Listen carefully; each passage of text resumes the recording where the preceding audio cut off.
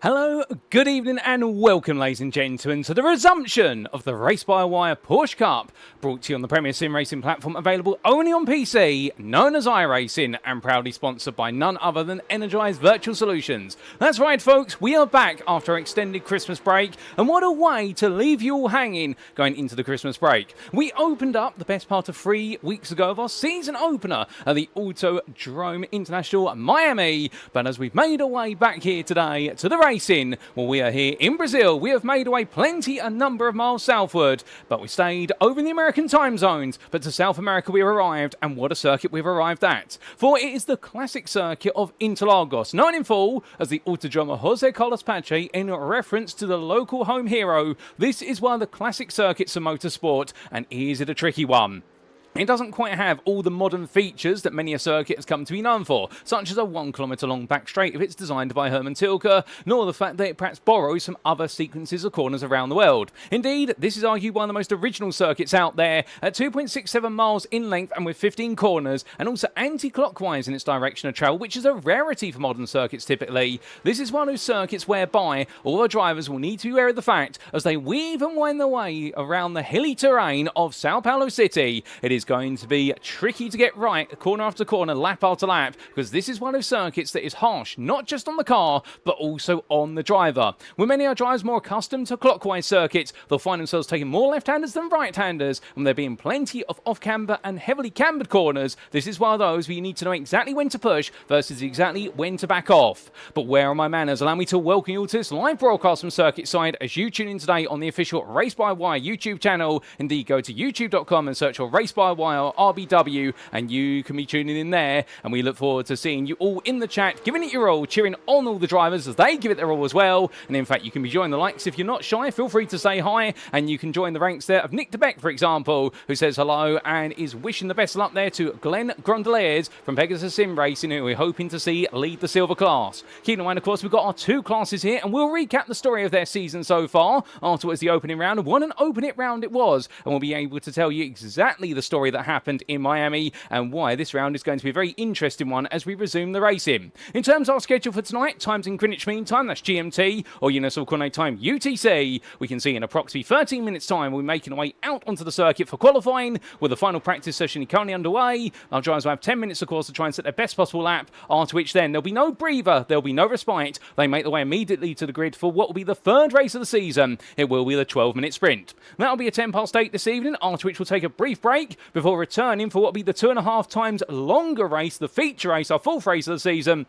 Now, we are just gone 25 past 8 this evening, while drivers had to take to the circuit once again for a 30-minute showdown. The only strategy, of course, is get to the front of your class and win the race, but within that sprint, there's going to be plenty of strategy, and that's what our drivers need to be mindful of, because these sprint and feature races, they'll go quick, but taking the right point and making sure to take your time with those positions is just as key as being aggressive. In the quarantine booth, you have myself. My name is Paul Walsh, and I'll be bringing you all your racing action as it unfolds over the course of the season. But without further ado then, let's give you the recap so far and what is lying in wait. Because as we can see, we're back from our Christmas break, and today is the 7th of January 2026. It is here to Brazil at the Interlagos circuit that we've made our way, and last time out we were in Miami. But we've got plenty of brilliant circuit to visit as this season goes on. Next time out we'll be in France for the circuit does 24-hour de Mans, albeit it's much earlier than what will be the 24-hour of Le Mans later this year in 2026. But I'll tell you one thing, it's definitely going to feel like an endurance race for our drivers. They take it on in round number 3, and we've got plenty, a splendid venue lined up with multiple visits back to the United States of America,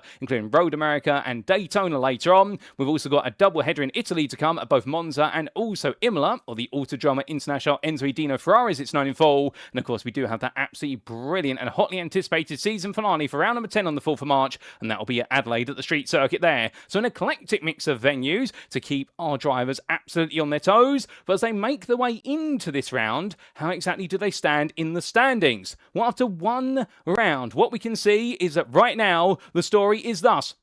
Ice Cold Racing, powered by Maxsimracing, are leading the way with two of their drives right on top form. It's Matt Strand ahead of Oscar Berntsson, and well, the story, of course, in Miami was the fact the two of them shared the spoils between each other when it came to victories, with Berntsson taking the victory in the sprint after setting a very hot pole lap, but meanwhile in the feature race, it was Matt Strand who came all the way through for 9th place to take the victory, with Berntsson in the end having to settle for 3rd place, with only one driver being able to thread his way between the two of them over the course of the race distances, and it was none other than DCW Racing Blues' Andy Jones, who you see there in 3rd on 33 points. He's got his sister driver there of what is Richard Simnor, both of the same team, of course, but we say the sister there because 1 point behind right now, but you never know, he could become the bigger brother by the end of the day. But he sits there right now in 4th place ahead of Joe Newman, with the Empire Motorsport driver further 5 points behind, but equal on points to Mikey Pollard. However, both drivers had two very different stories. It was a difficult day at the office for Mikey Pollard. Meanwhile, for Joe Newman, it was a day at the office where he spent as much time fighting with silver drivers as he did with gold drivers, and especially establishing quite a fierce rivalry with Emma Ryu. However, we'll have to wait and see whether that continues today.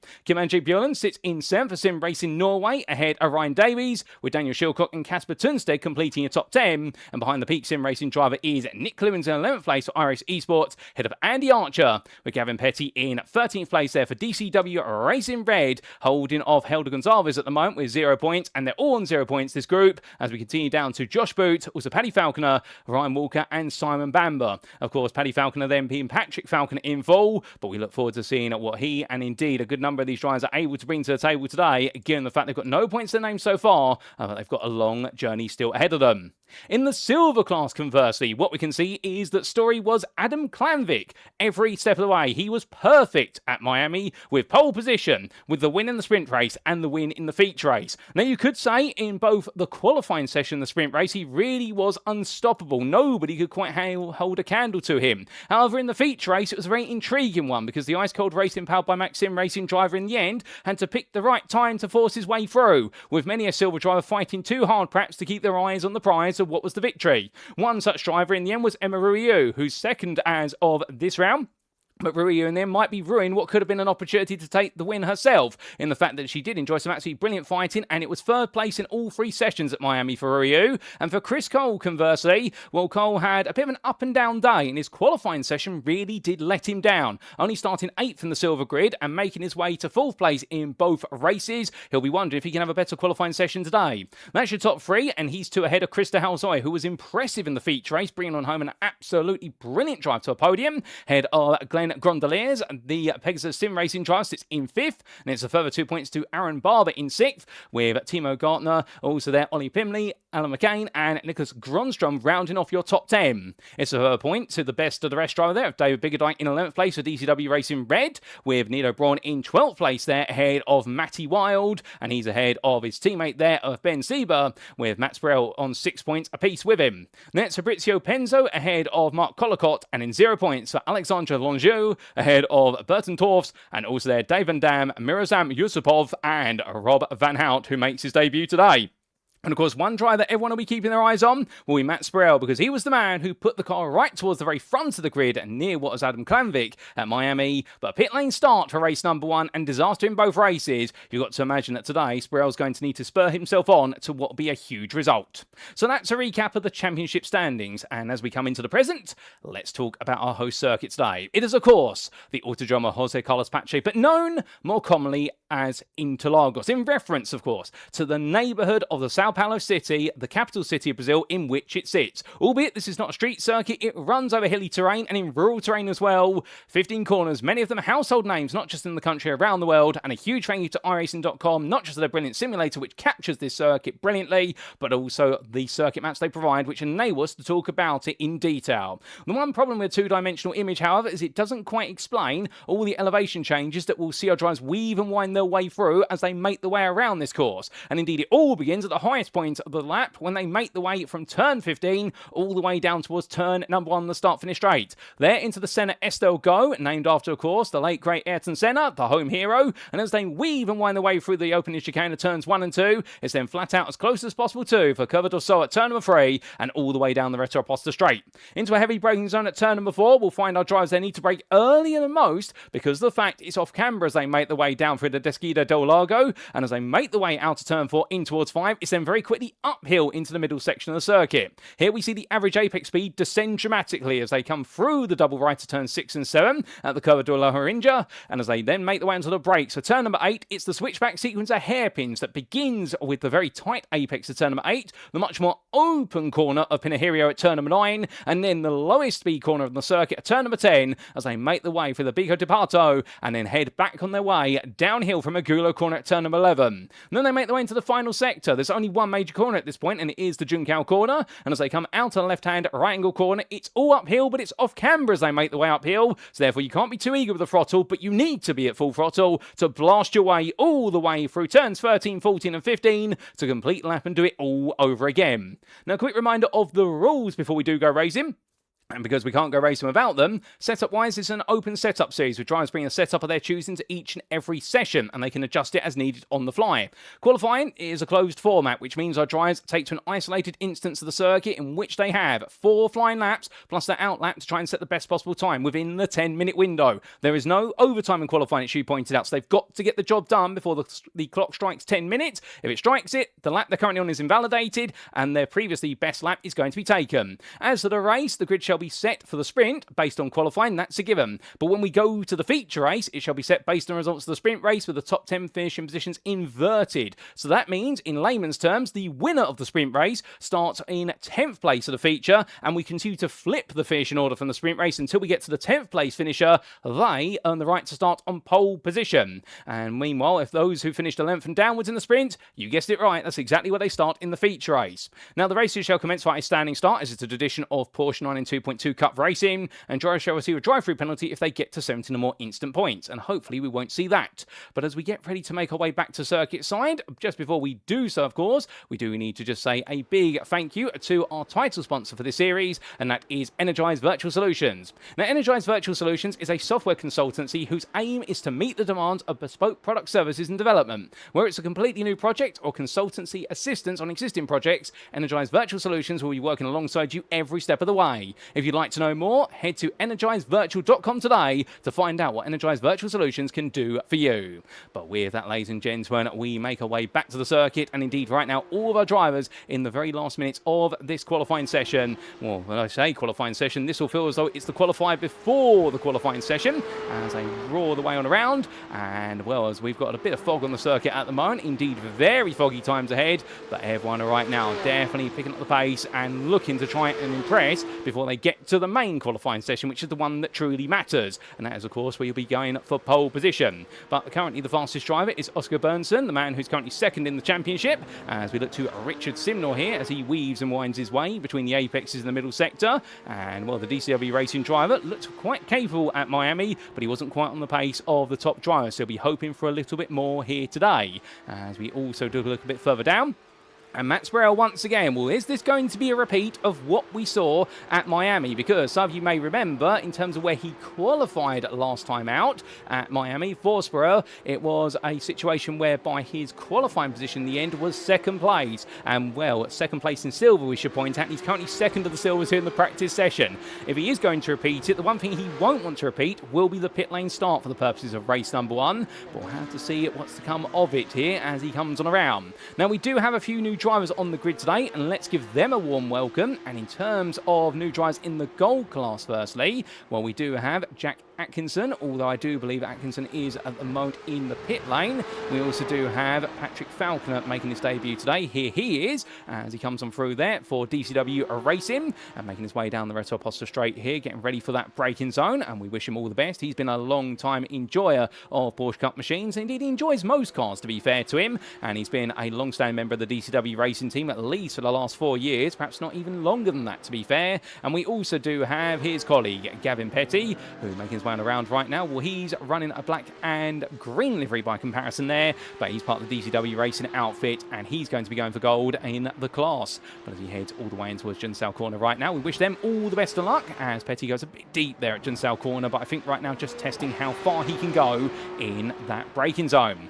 Meanwhile, in the silver class, we've got a whole host of new names in the silver class today, so let's give them a warm welcome, starting with Rob Van Hout, the Belgian driver here, making his way on around. And as we see him head down the Red Poster Straight. He's going to be racing as part of a privateer outfit in the number 19, and we look forward to seeing what he's going to be able to deliver here. Indeed, in the silver class that is full of talent, burgeoning talent at that. We also do welcome from Uzbekistan, Mirazam Yutsupov. He's currently in the pit lane. You can see him parked up there behind the catch fence in what is the white and green livery machine. And we wish the best luck to Mirazam. And we also do have Berntsson Torfs, and he's currently just towed his way to the pit lane. There is Torfs just coming in behind there in, I think we can get a little bit closer. There's the car. We can see it a little bit closer there. The drone camera in a good spot, and he'll be racing in the number 34 for Yentl Drive. And we also do have Dave Van Dam, and he's joining the grid in the silver class, albeit I believe at the moment Dave is out of the car and not quite on the running order at the moment, but we hope to see him a little bit later on today.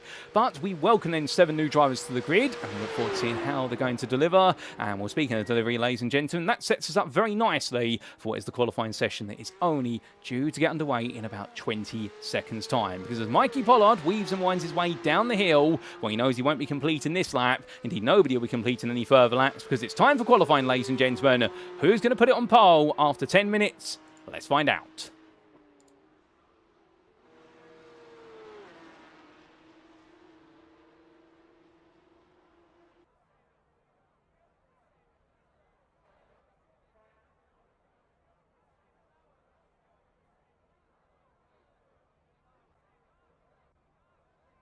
So as the clock starts ticking away, 10 minutes, it's go in qualifying as quickly as that. And here they all go then, ladies and gentlemen. All drivers, of course, having an isolated instance of the circuit, a closed session to them and them alone. They've got no pressure from anybody else around them, but the pressure they do have is the pressure they put on themselves as they start to make the way on around the circuit. So as we do see Richard Sinwell heading out the pit lane, indeed very quick out the pit lane there, we do have an opportunity to say hello to a couple more of you in the YouTube chat, including Alexander.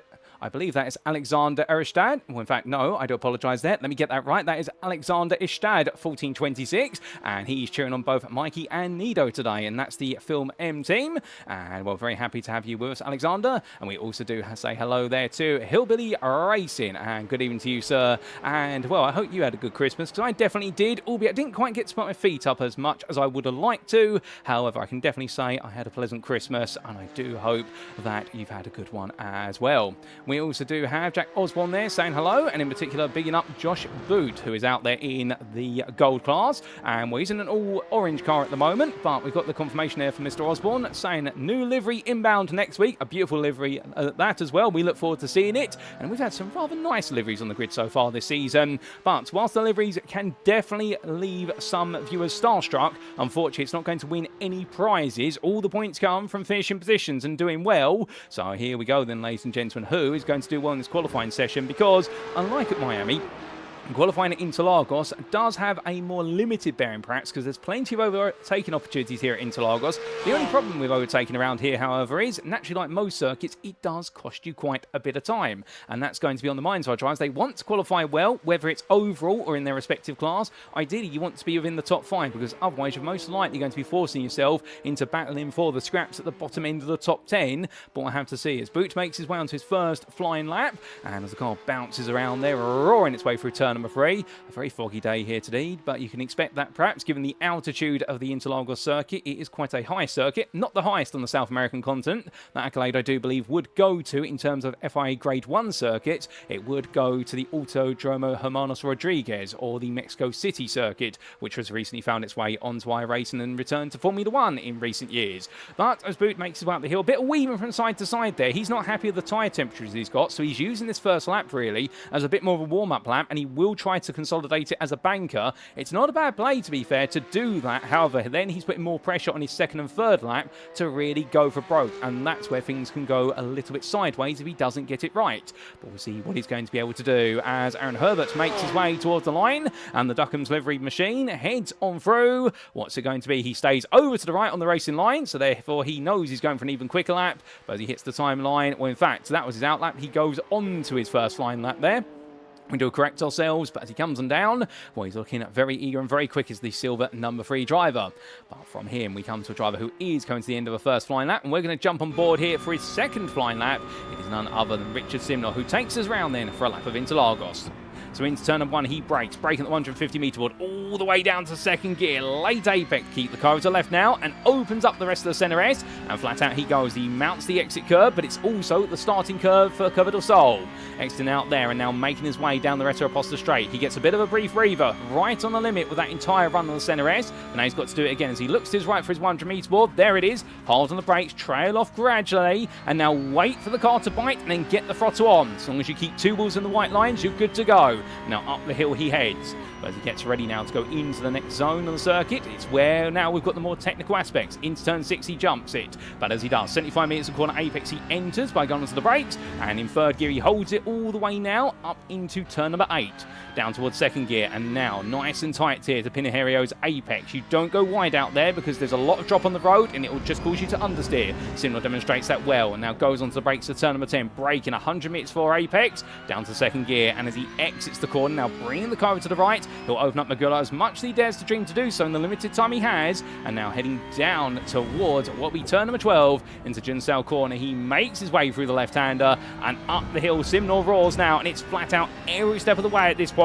There's no braking anymore. It is just simply go for broke here as he heads up through 4th gear, then to 5th gear, then he'll gradually make his way towards 6th. But is he happy this lap? We'll have to wait and see as he gets to the timeline. What's the answer going to be here for Simnor as he crosses the line? Well, he brings it over to the side, so he's not entirely happy with the lap. And in the end, is it improvement? The answer is no. And I wonder whether he invalidated it by running slightly wide out of turn number 2 here, when he mounted the apex curve at Curva del Sol very aggressively. And I think the front left tyre just went beyond the track limit breach line. So as a result, Simnor gets one more chance. Otherwise, 9th will be the best he does. In fact, he'll be 10th now as Adam Klanvik leaps his way all the way out to 4th place. That's the silver provisional pole sitter right now. Klanvik is not hanging around here in Interlagos. He is looking sensationally quick, and I do wonder right now, can anybody respond? Because Glenn Gondoliers, well, meanwhile, he's currently your second fastest silver driver in 7th, but he is the best part there of what is 1.5 tenths off. And interestingly, Klanvik and Strand have both set the exact same time, but because Klanvik has set it first for 4th place, he takes that 4th place on the time tower right now. But for Klanvik and Strand to be equal down to the 1,000th, it goes to show you the margins between everyone. And then this man says to everybody else, where are you on pace? Because Oscar Berntsson right now is almost half a second faster than anybody else out there. 4.5 tenths quicker than Mikey Pollard as a minimum, although it should be praised that Mikey Pollard right now, after the difficulties of qualifying last time out at Miami, where things did not click together whatsoever with that 3rd place, but it was quite a way off the pace in qualifying. Well, here today, he's literally the best of the rest right now, if you exclude Berntsson from the timing tower. And indeed, Pollard is really at the very front. But it's such a tight field in the hunt for the front row, or the right to be alongside Berntsson on that front row. Pollard seems to be doing the job right, but as he heads on through here, and right now we'll have to wait and see what's going to happen. As Berntsson raises the bar by a further half a tenth to a 31.980, so he manages to break into the 31s. Can anybody else respond? Strand goes second. He jumps ahead of Pollard by 8 thousandths. Does Pollard respond? Yes, he does. He's half a tenth faster, is Pollard, of 32.431. Meanwhile, in the silver class, we can see Gondoliers holding on for now. Head of Cole, he does improve. So Cole right now has got another 100th to find out there to try and get to second place in silver. With Krista Halsoy not too far behind either. It is a very tight qualifying session. Halsoy is only 1,000th off, but perhaps the biggest surprise here is the fact that Emma Ruiu, currently the second place runner in the silver championship after the opening round, is only good for 8th at the moment. What can Ruiu do with the time remaining and 1 lap left available to her? We'll have to see as she makes her way through the corner. Oh, goodness me, the car snaps loose there on entry into turn number 6. A lot of speed, and the front and the rear did not want to cooperate, and that's going to cost Ryu quite a bit of time in the favour as the car slides. This lap is getting scrappy, and I think right now, once you make one mistake around here, it's very hard to get yourself back into the mental rhythm as Chris Cole, my good lord, at 32.439, he pierces the veil that's been put over the silver class there by Adam Klanvik and moves to 3rd place. Well, I don't know where that came from, and I don't know what he's had for dinner, but I can tell you one thing, Chris Cole right now has done his homework, and he puts Adam Klanvik down there in 7th place and says to him, you're not going to dominate the standings today, I am instead. As Daniel Shilcott meanwhile heads to the pit lane with a slowdown in his lap because he's invalidated it. Oscar Berntsson improves even higher, and right now as he crosses the line of 31.841, that is it. But we've still got 2 minutes left on the clock, and we've still got some laps available as Joe Newman gets it all sorts of run there coming out of Jinsao corner, and then he parks up, he'll tow to the pit shortly as Ryan Davies, meanwhile his teammate for Empire Motorsport, carries on, and Davies in the end, well, that was his final lap, his last gasp at it. It was valid, but it wasn't an improvement. So for Ryan Davis, at this point, he's not going any further. As Adam Klanvik now responds to Cole, a 32.222. Klanvik there, but again, it all done on the final lap. Can Cole respond to that? Because right now, it really is the Adam Klanvik show in the silver class versus Chris Cole. And, well, you have to imagine that Cole, at this point, if he's looking at his timing sheet, if he's aware of it at all, I wonder if on the pit wall they've simply kept quiet. They want to leave the man to his magic. But heading up the hill here for Cole right now, if he is going to deliver something, he's got to deliver something fierce, because his opening sector was not improving, nor was his middle sector. His latter sector is where it's all got to be. He's almost matched his previous best. He brings it over to the left-hand side, a bit non-committally at first.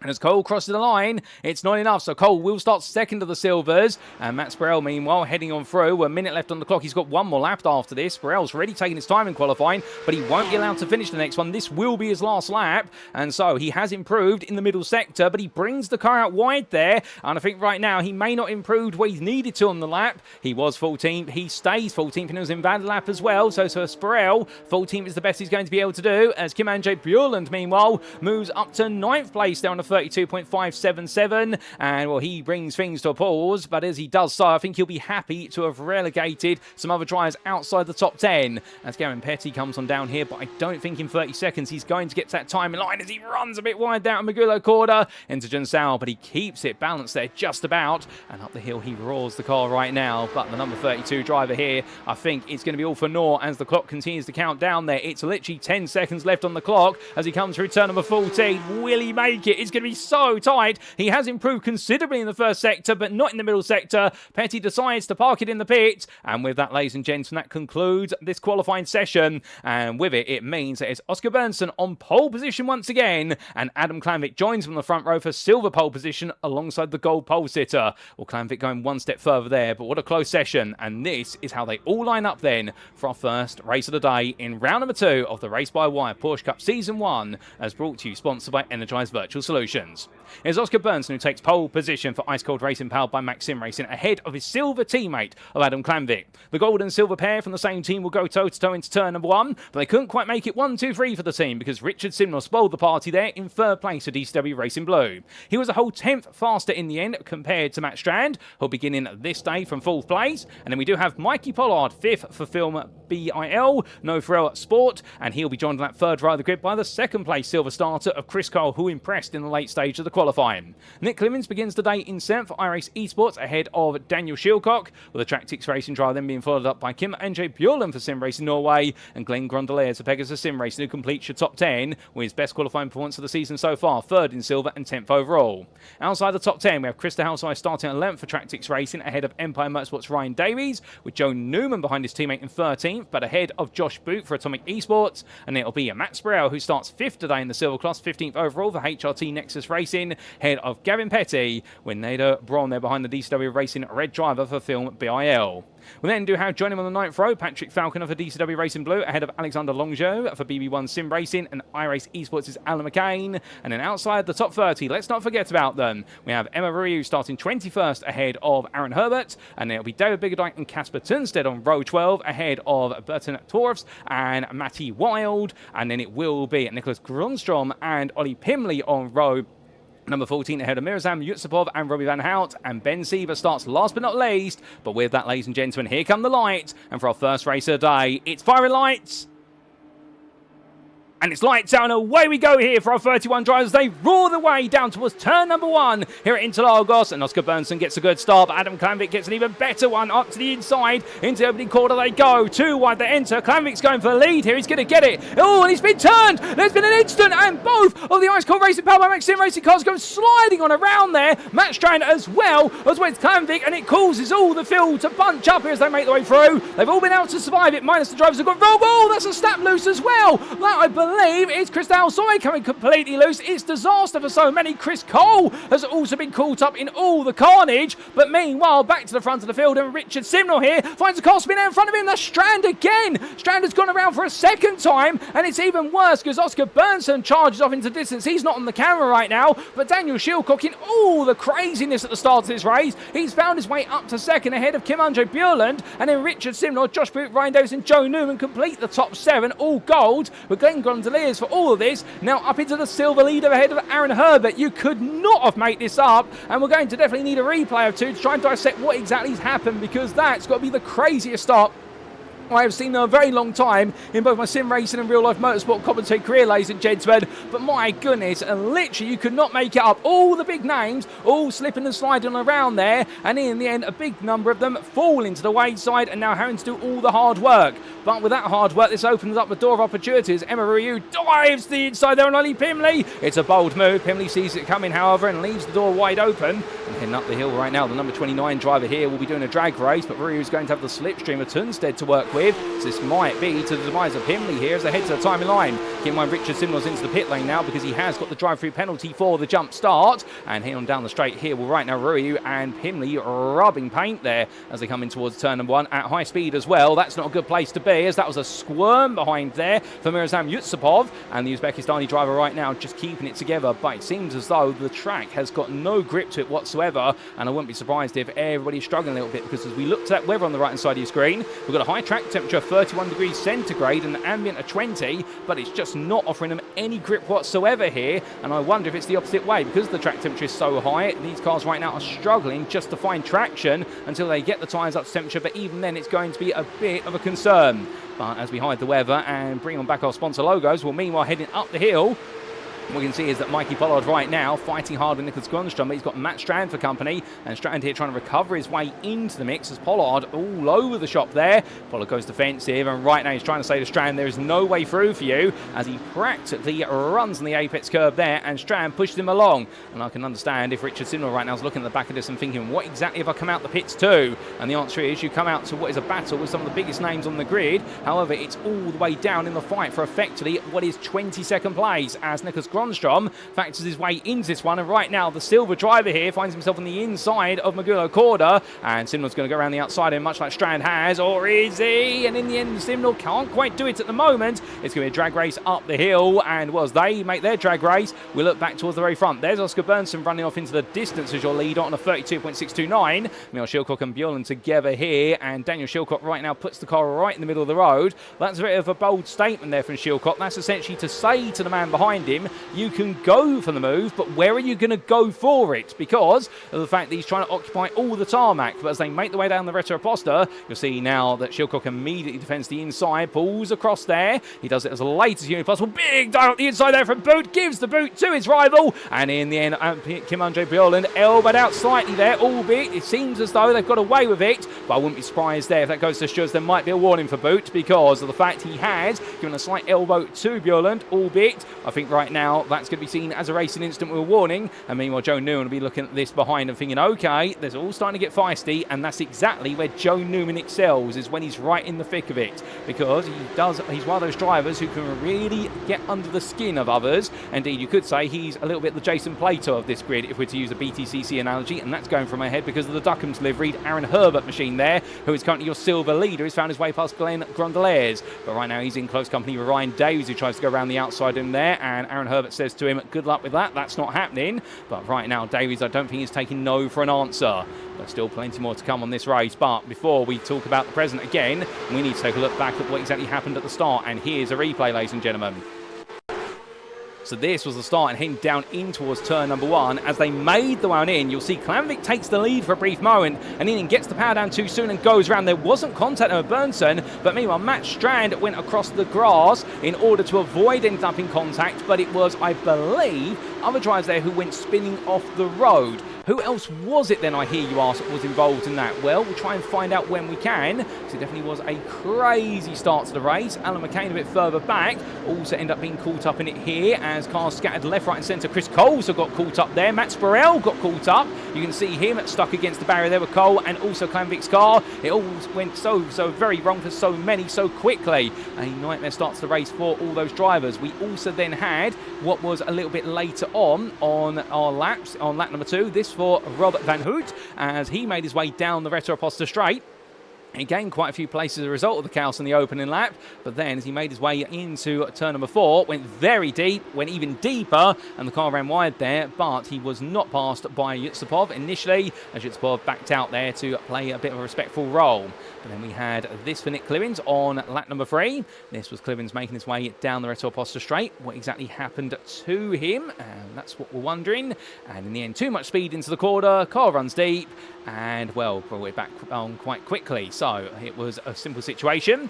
And on lap number 2, we also had this. This was the move for the lead of the silver class from Aaron Herbert versus Glenn Grondeliers. And Grondeliers went defensive, but Herbert got to the inside just in time. They went too wide as Newman and Davies went too wide, and Herbert made his way on past. Grondeliers looked for the switchback, but by the time they got up to speed through turn number 5, it was a little bit too late there, and Grondeliers in the end decided to tuck into the toe. And as they got ready to go onto the brakes here in towards turn number 6, there was no way through for Grondeliers. So nice move there from Aaron Herbert as we come back to your live racing.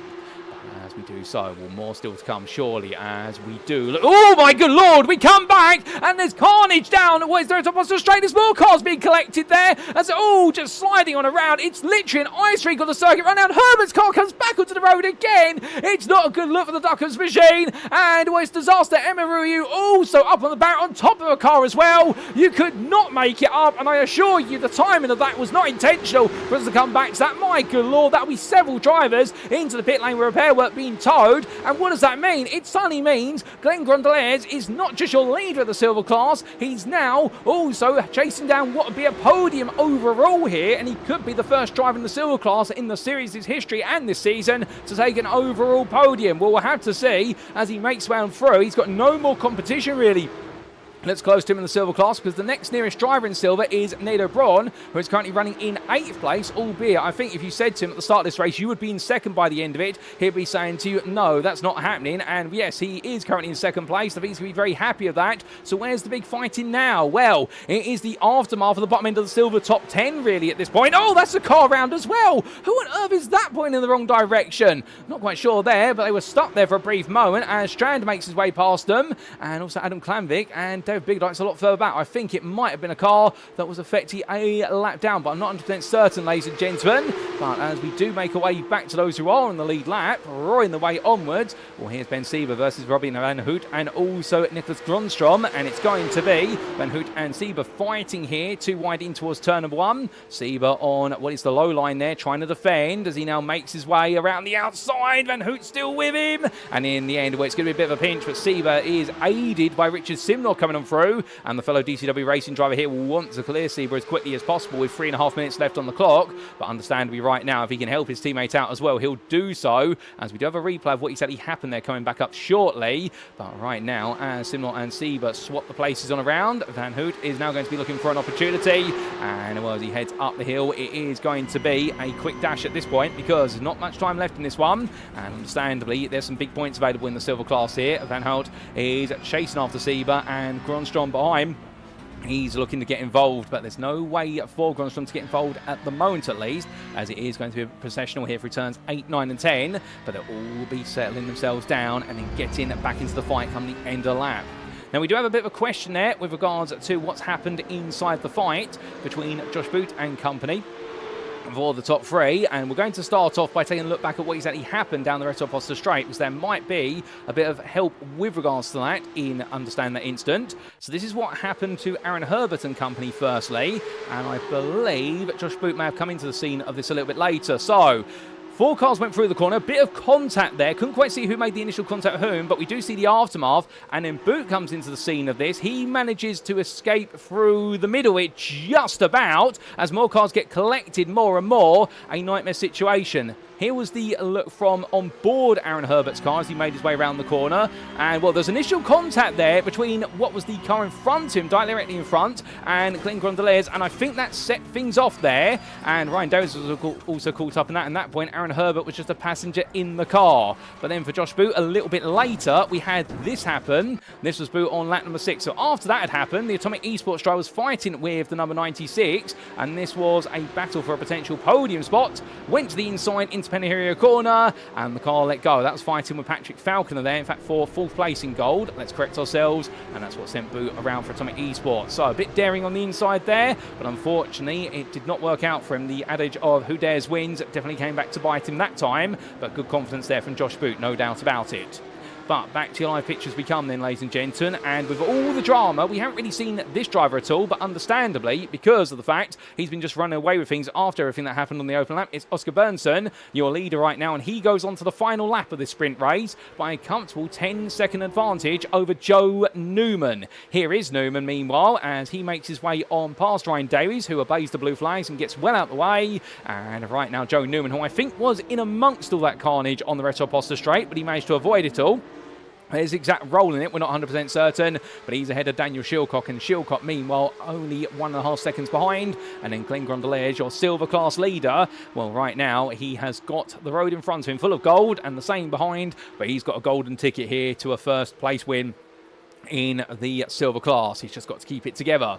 But as he looks to do so, we've had an incident for none other than Mirazam Yusupov, and we'll try and understand what's happened there. And the same for Rob Van Hout, who has come into the pit lane, the Belgian driver. So things have gone wrong for the pair of them. We're not going to be able to get a replay of that now before the very end, I suspect. But meanwhile, what it has generated, or 30, this has been generated in parallel, is some very fierce fighting, as that's Ben Sieber defending versus Nicholas Gronstrom, who tries to go around the outside of him. And Gronstrom right now, well, a little bit of contact between the two, and we'll have Matt Strand trying to poke his way on through. Strand, the gold class driver here, is trying to recover in this race. Adam Klanvik as well wants to recover behind. This is definitely going to be a very shuffled grid for our second race here at Interlagos, as they all head over the crest. But as they do, the battling continues to intensify. Klanvik looking up the inside of Strand, but we're going to have to leave them there, ladies and gentlemen, as Strand holds his teammate at bay, who is heading towards the timeline here to repeat what he did at Miami, taking victory in the sprint. It is Oscar Berntsson who wins in the end, golden overall by a comfortable 10.5 second margin, and coming home in second place for his first podium of the season. It is going to be Joe Newman who brings it home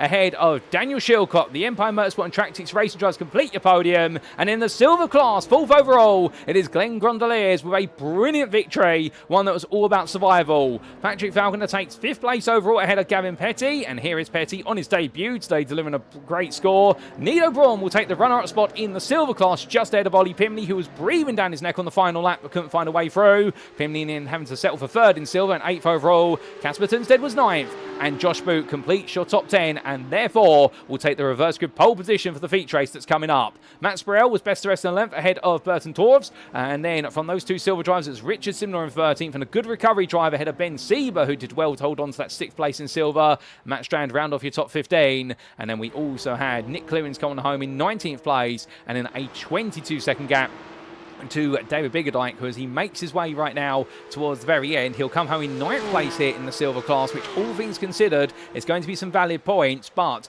I think everyone right now, including Biggerdike, who was caught up in one of the big shunts, will be wondering what could it have been if it were not for the chaos and carnage that happened. Alan McCain comes home in 21st, 10th for the silvers, and then it will be Alexandre Longeau who heads the line here in 22nd, and then we'll have Rob Van Hout who comes across the line, the last of your lead lap finishers, in 23rd. But goodness me, ladies and gentlemen, what a race. Indeed, plenty of story there in the Interlagos sprint race, and I can tell you one thing, the stewards are definitely going to have a lot of work cut out for them after the racing today in dissecting what exactly had happened in those multiple incidents. But thankfully we don't have to do that here in the commentary booth. What we need to do is talk a little bit about those race results subject to any stewards inquiries, and here they are.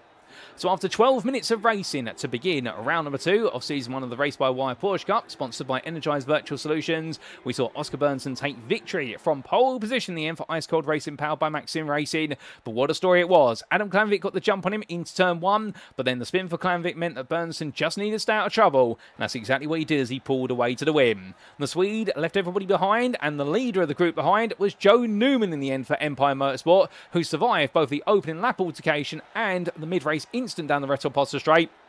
And to bring it home in second place, head of Tractix Racing's Daniel Shilcock, who finished in third. The Tractix Racing driver there did very well to make it onto the podium, ahead of Glenn Grondeliers, who at one point was chasing down the overall podium, but in the end, the Pegasus Sim Racing driver, I think, wanting to respect the fact that taking the win in the silver class is more than enough for a good start of 2026. Patrick Falconer took 5th place there for DCW Racing Blue, ahead of a teammate from the sister team of DCW Racing Red, Gavin Petty. Both of them on their debut today, scoring well in the first race, and we look forward to seeing whether they can continue it in the second one. They were ahead of Nido Braun for Film BIL No Thrill Sport Racing, with Nido Braun in the end bringing on home the runner-up spot in silver, ahead of Ollie Pimley, and the Go Squadron esports driver was close to second place, but in the end he took third, and he'll still be happy with that.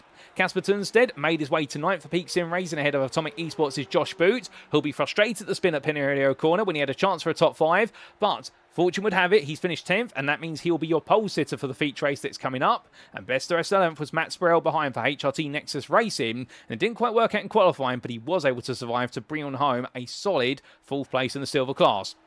He was ahead of 5th place silver finisher Berntsson Torves, with the Belgian driver Yentl Drive completing a run to 12th place ahead of Richard Simnor. Now it's Ben Sieber and Matt Strand who completed your top 15.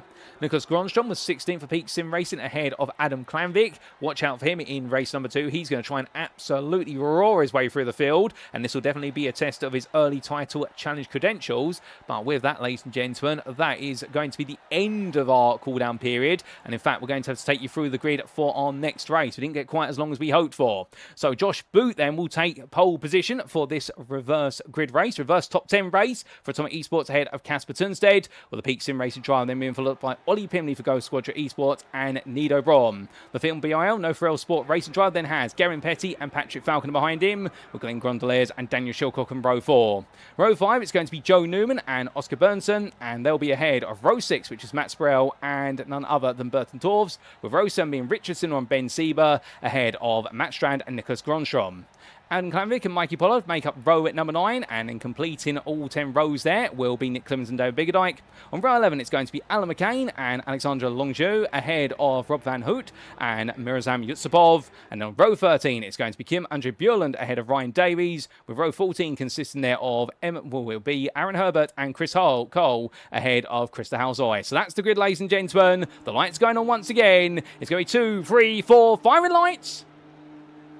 And it's lights out and away we go for our second and final race of the day here at Interlagos. And as they roar the way away, Josh Boot right now holding onto a lead that Casper Tunstead's not been able to carve down. But all the field makes its way in here, diagonal 3 wide for a good number of drivers. Do they all come through safely? That's what we're waiting to see as they all make their way down the hill. We had a couple of drivers go around already. One car spun, that's the 28 in the foreground of the camera. Couldn't quite see who it was, but they have gone all the way round. But for the most part, everyone has safely made it through. Unlike the opening lap, it seems as though here everyone's got their sensible heads on. And as they make their way in towards turn number 4 right now, well, your top 4 are as they were, but meanwhile, looking a bit further behind, Nido Braun, well, he's already on the attack here versus Grondeliers, and in the end, Grondeliers is going to get back past him as they make the way up the hill, and it's going to be a mistake for Nido Braun that's going to add up as he now loses a place to Daniel Shilcock, and Joe Newman's getting nice and close behind him. Matt Sparrell is looking for an opportunity, and Sparrell's really on the attack there in the HRT machine, where Berntsson Torff side by side with him initially, but now it's going to be Matt Strand looking around the outside of him, and will Sparrell fight it here? The answer is yes, he will.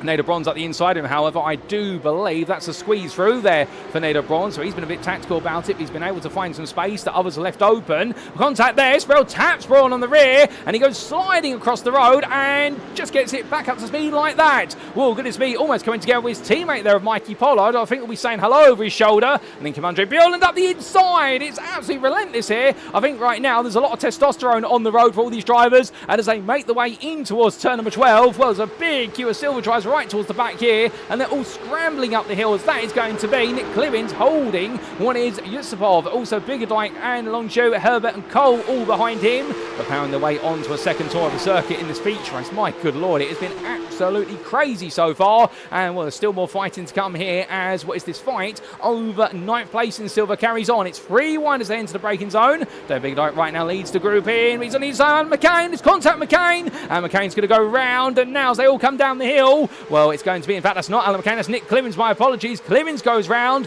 and well, it's going to be a frustrating moment there for the iRace Esports driver, but meanwhile, all these other drivers, they do soldier on, but it's only going to get fiercer and fiercer here, as we can see Aaron Herbert fall into the very back of this, but he's going to try try and fight his way past Longzhou as he heads onto the brakes on the inside in towards turn number 4. Will he get it done? The answer is yes, he will, just about there, as he'll power his way up the hill and pick up the draft. Longzhou will go for the switchback, but it's not going to be enough here, and Herbert will take the place, and that will be up into 12th in silver, or 22nd overall. But coming back towards the front of the field, because there's still plenty of racing to go, and we do see here Gavin Petty currently holding off Glenn Gondoliers, who is chasing down another potential win in silver, but Ollie Pimley is the man he needs to get after. But Pimley is the best part of 2 more places up the road by comparison. But right now, I think for Gondoliers, if he can end up making it, what will be back-to-back podiums, including a win, and that's going to be a huge haul points, and it will see the silver class absolutely shaken up. Indeed, I'll tell you one thing, ladies and gentlemen, on the billing today, one of the big questions was, would we see a shake-up of the standings in both classes? The answer is, most certainly we will now, unless a miracle completely resets things towards the end of this race. I doubt it. It is going to be a lot of question marks going into our next round in a week's time at the circuit just 24 hours Mont. But as Alan McCain battles here with Ben Sieber, it is going to be McCain who's on the inside here. Sieber tucks into the draft. I don't think Sieber's going to be able to find a way past her unless he goes all in on the brakes. He's thinking about it, but no way through here as Sieber just tucks back. We have had a change of overall leader, we should point out. Josh Boot has taken the lead off of Casper Tunstead. We are going to get a replay of that shortly as to what exactly has happened. But Boot definitely trying to make sure he runs away, it seems, at the very front of the field. Sieber there gets it very wrong coming out of turn number 3, almost runs all the way off the road, but just about keeps it together. But as he does, here's a quick replay of how Boot and Tunstead changed his places. So this was Boot making his way in towards turn number 1. As he did so, he was comfortably ahead, and was a brief intermittent disconnection there as he returned from the ether back to the racing. Well, that explains what happened to them. But we need a bigger explanation of what happened on the opening lap. Here it is, ladies and gentlemen, the instant which triggered off things, and it was Matty Wild at the time who found himself right in the thick of it into turn number 1, went onto the brakes, a small tap there, and he tried to come across with Emma Ryu, and in the end, Wild span around. But some would argue that was on Wild because he essentially closed off the nose of Ryu. Others would argue that Ryu didn't have an overlap and forced their nose into a place that was closing. Well, that's up for debate there, no doubt about it. We had this Fernando Braun also on the opening lap. This was in the run down towards turn number 4, and I suspect this is going to be a run wide on the exit of the corner for Braun. And in the end, this was how Gondoliers managed to get the place back, because Braun did not want to run too wide to pick up a slow down penalty. But it also meant that he lost some more places here to the likes of what was Daniel Shilcock, and everyone tried to make the way through. And we also had difficulty for Richard Simnor only moments later. This was Simnor heading up the hill in this replay of lap number 1. Went into the braking zone in the 42. Klamvik was behind him, and contact there with the 113. Nick Clibbins sent him round, and unfortunately for Simnor, he just had to hold his brakes and pray nobody made contact, and everybody almost avoided him until there was a car that slid loose there and made its way into the number 42 driver, and understandably there'll be frustration. But hold up a second, how did Ryu end up on the grass there at Pinahirio corner? And this was in that whole sequence of events. So the field scattered around the strand of Richard Simnor, and as Ryu rejoins onto the path there of the 240, and well, I think that was the 247 in fact to Krista Halsoy, and I think Ryu wanted to get back on the road, but perhaps in eagerness to do so didn't anticipate Halsoy was there, and conversely the same for Halsoy, and that's why the two of them made haste on the same path. But we come back to your live racing, and as we do, well, there's still more stories unfolding here at a rapid rate or not, including the fact that whilst Josh Boot is leading this race very comfortably, Casper Tunstead right now does not have any comfort at all, because right on the back of him, that is none other than Oscar Berntsson. Berntsson has found his way up the running order very rapidly after what was the difficulties of the early stage of the race. He's now going to pick his way up into second place. Berntsson right now is flying out there. Your race 1 winner here, trying to go for the perfect score here today. And Casper Tunstead's going to try and come back at him. Will the Dane be able to do so here versus the Swede? It's going to be a battle of the Nordics, and in the end, as they come to the brakes, Berntsson, the confidence you can see being exhibited here in towards turn number 1, something tells me that Tunstead is going to gradually become a smaller and smaller image in the rearview mirror of Bernsson's number 35, and Tunstead, meanwhile, is going to just try and focus now on what will be the run for third place and see if he can get close enough to Boot for second. But we'll have to wait and see, because Josh Boot will be the next target for Oscar Berntsson, and the Atomic Esports strike in the 69 car, he's not going to make it nice for Berntsson, I suspect. There's going to be quite a heavy price to pay in terms of battling if Berntsson wants this win, because Boot right now is going for a big result. But looking a bit further back, Gavin Petty is all over the back of Ollie Pimley, and then Glenn Grondeliers is behind them. This is interesting because the gold driver is sandwiched between two silvers. So what you would imagine right now is that Pimley's going to be thinking about essentially keeping Petty behind him to act as a little bit of a buffer zone. The only thing about Gavin Petty is Petty's not going to just want to simply sit there and act as that buffer. He'll want to find his way through, and here comes an opportunity. Goes up the inside, and in the end, Pimley decides not to fight it too hard. I think he's got his head screwed on to what matters most, and that is trying to bring home the silver win as Grondeliers gets closer and closer. Right on board the dashboard of the second place silver driver, your winner from race number 1 in the silver class today. And as the Pegasus Sim Racing driver gets nice and close on corner exit there, you can see in the body language that Grondeliers right now really is just so confident with the position in the car, and this confidence definitely has come a long way since Miami, the best part of all those weeks ago. But to be fair, it's not about how you start the season. If you're a silver class driver, it's really about how you progress over the season, and the Belgian driver here is already showing after one round what he can do. But as he looks up the inside of the brakes, that's a very long lunge on the brakes there. That is trail braking at maximum, and in the end, well, credit where it's due to Ollie Pimley. He did leave the door open as Grondeliers got closer and closer on that inside line. That was very reliant there on the Belgian driver, essentially having the space to work with, and the Briton did exactly that. That shows you respect between the two drivers, but Grondeliers also showing he's got so much confidence in the ABS on these cars. Keeping in mind, of course, these Porsche Cup cars for 2026 onwards now have ABS and traction control on them, systems which were not active in the previous 992.1 car, and Grondeliers demonstrating already how much he's confident in using those electronics to his advantage. That's something that our drivers have to get used to. It's not just a simple case, now that there's ABS you can blast the brake pedal, you can try it, but what you'll do is you'll overheat the brakes and the tyres very quickly. Grondeliers meanwhile showing that if you're smooth with your application, you can really extend that braking zone and essentially then give yourselves opportunities that would not otherwise appear perhaps. In a way, you could say it's like the old car, but you just have the electronics there to save you if it goes really wrong. As we look to Richard Simnor, all over the back of Chris Dalside and Ben Sieber. And these drivers right now weaving and winding their way as they fight over 19th place, and Dave Biggerdike in 18th is being reeled into this. It really has been a race right now. We've seen so many big names across our classes relegated down the order and having to get themselves back together. And right at the back of the field is Adam Klanvik, who's having no end of drama here today. And what's exactly happened to the 174 driver? Here's a replay. So this was Klanvik battling at the time, and as he made his way down into turn number 2, side by side there, a little bit of contact perhaps, and that sent him on round, and that was the battle with Kim Andre Bjorlund, and it sent Klanvik to the barrier, and after that, well, the car being made to wait there for an eternity until everyone had come on through. But a frustrating and there, no doubt about it, as in the end, in fact, I think that might have been at Burton Torfs there. I do apologise if I've got the wrong driver, but either way it went wrong. Meanwhile, we've had a change of what is your silver leader, Glenn Grondeliers, on your live screens, has just taken the lead off of Ollie Pimley into turn number 4. We've caught the tail end of it, and as they head up the hill, Grondeliers only needed one opportunity as we complete the first third of this race, and he's not holding back whatsoever. Ollie Pimley still with him, but rolling the way over the hill. Well, right now you can understand if Ollie Pimley's going to be thinking about the queue of gold drivers behind. Joe Newman and Matt Strand are the two names behind, and then we do have Matt Sprell also getting close to this, and credit where it's due to Sprell, he has gradually crept up into this order as time has gone on, but making his way in towards that braking zone for turn number 10. As he comes off of the right-hander and down towards turn number 11, I think Sprell right now might just be feeling as though he's got to wait, watch and listen and see what the gold drivers in front of him do, because there's no need to get caught up in this too soon, particularly if they all start to poke and prod each other. He may actually be in a better spot if he just simply waits.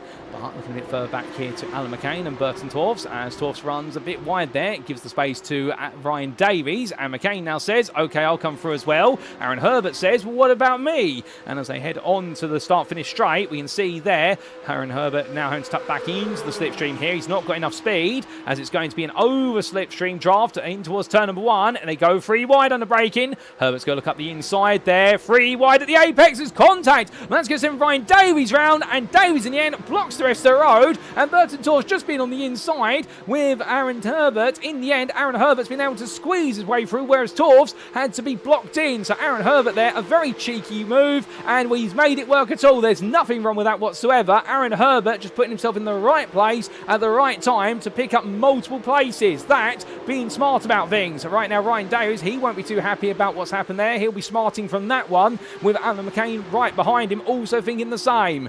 But as we come from one Empire Motorsport driver who's in the thick of things to another, Joe Newman up the road, still fighting with Matt Strand here. And right now, this is getting very intense between these two. Strand trying to go around the inside inside to outside here from Pinheiro in towards turn number 10. Meanwhile, Newman defending this absolutely resolutely here. And right now the gloves have come off with only 18 minutes left on the clock. I say only 18 minutes here. It's going to be a long journey if these two are going to fight for the rest of the race. They won't have any tyres left at the end of this as they head in towards turn number 12. But the point being, Newman right now, I think he's got the bit between his teeth. He doesn't want Strand coming on through.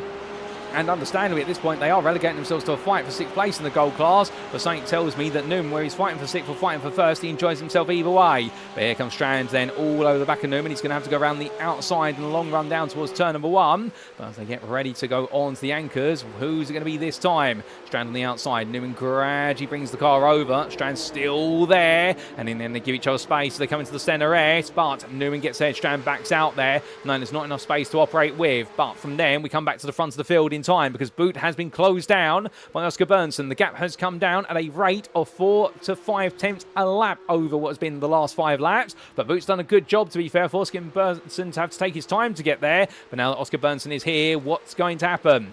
Well, he's all over the back right now. But as we ride aboard with your 35 driver, the Ice Cold Racing by Maximracing driver, what he's got to have confidence with, of course, is the fact that, in theory, based on qualifying and based on the sprint race, he is the faster driver. He is the faster driver by a considerable margin. So therefore, he's got to find the right place to use that pace to beat Boot to a braking zone, alternatively just outrunning to the next one. But the thing is, Josh Boot right now, he'll be aware of that as well. And his philosophy will be, as the driver, if he wants to hold on to this position, will be to drive as slowly as humanly possible, to be absolutely obstinate. But he won't be able to do that if he makes a mistake like that, which is running wide out of turn number 12. He did get the throttle down. Berntsson didn't quite get the best exit there. However, he will be in the draft, and naturally he will get closer and closer and closer. Now within a tenth as they make the way past the apex of turn number 15. Berntsson looking to the inside, so close to the pit wall there. My God, if he's any closer, he would have hit the tyre stack. And he's on the inside here. Boot, I don't think he's going to fight it anymore. I think he's decided to go to plan B, which is you can't beat him, follow him. And he does exactly that as Berntsson takes the lead and now goes on to try and make it 2 for 2. As meanwhile, Daniel Shilcock goes straight off at turn number 1. The car comes sliding off the road. And what exactly has happened to Shilcock, I do not know. But I can tell you one thing, it's Casper Tunstead who's now up into 3rd place in golden overall. We're going Petty going through and Boot's coming back. Boot is coming back at Berntsson here in towards turn number 4. And right now, Josh Boot's not just going to roll over and roll out the way. He is going to put a bit of a fight on here. So can Berntsson break away from him now? Or is this what Boot was predicating on? Was he thinking, well, I can't hold him behind, but what I can do is stay with him?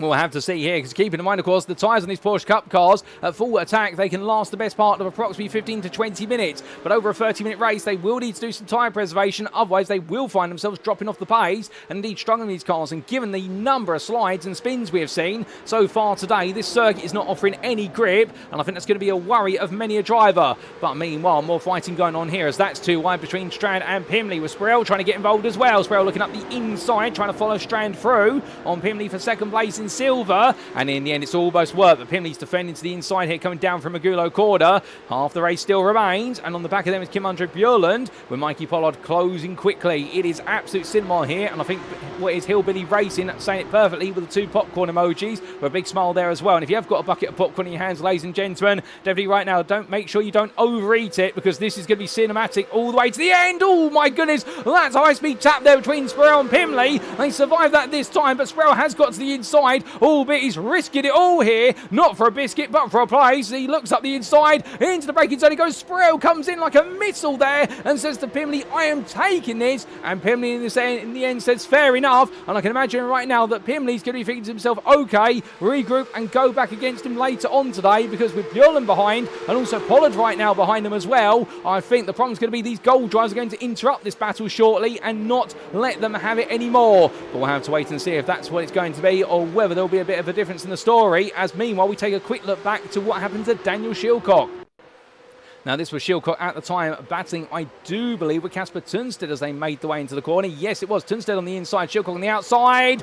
Ooh, goodness me. Now, that's going to be half a dozen of one and 6 of another for some people, because for Shilcock, you would imagine on that outside line, he'll be frustrated that Tunstead effectively came across. That would be his argument. Shilcock, meanwhile, as we ride on board here, well, I think Tunstead would argue that Shilcock essentially, in the end, brought the car across the road. The onboard, it shows you a bit of an angle there. However, However, that's not to say that we have all the camera angles, and that I think is going to be one that goes to the stewards, and they're going to need to look at that with a microscope there. Who moved on whom? I think it might have been both drivers who moved on each other there, but that's sometimes what happens when you're racing that fiercely, and when you've got two drivers who want to use all the corner as much as possible, neither one is going to back off, and in the end they are going to make contact. But in the end, that's what's happened between them, and as Tunstead, we come back to him live on your pictures, makes his way onwards now. Well, understandably at this point, I think Tunstead just trying to keep his head down, as Glenn Grondelage, your leading silver driver here, what's going through his head at the moment must be, can all these gold drives just go away, please, because I don't need any more pressure.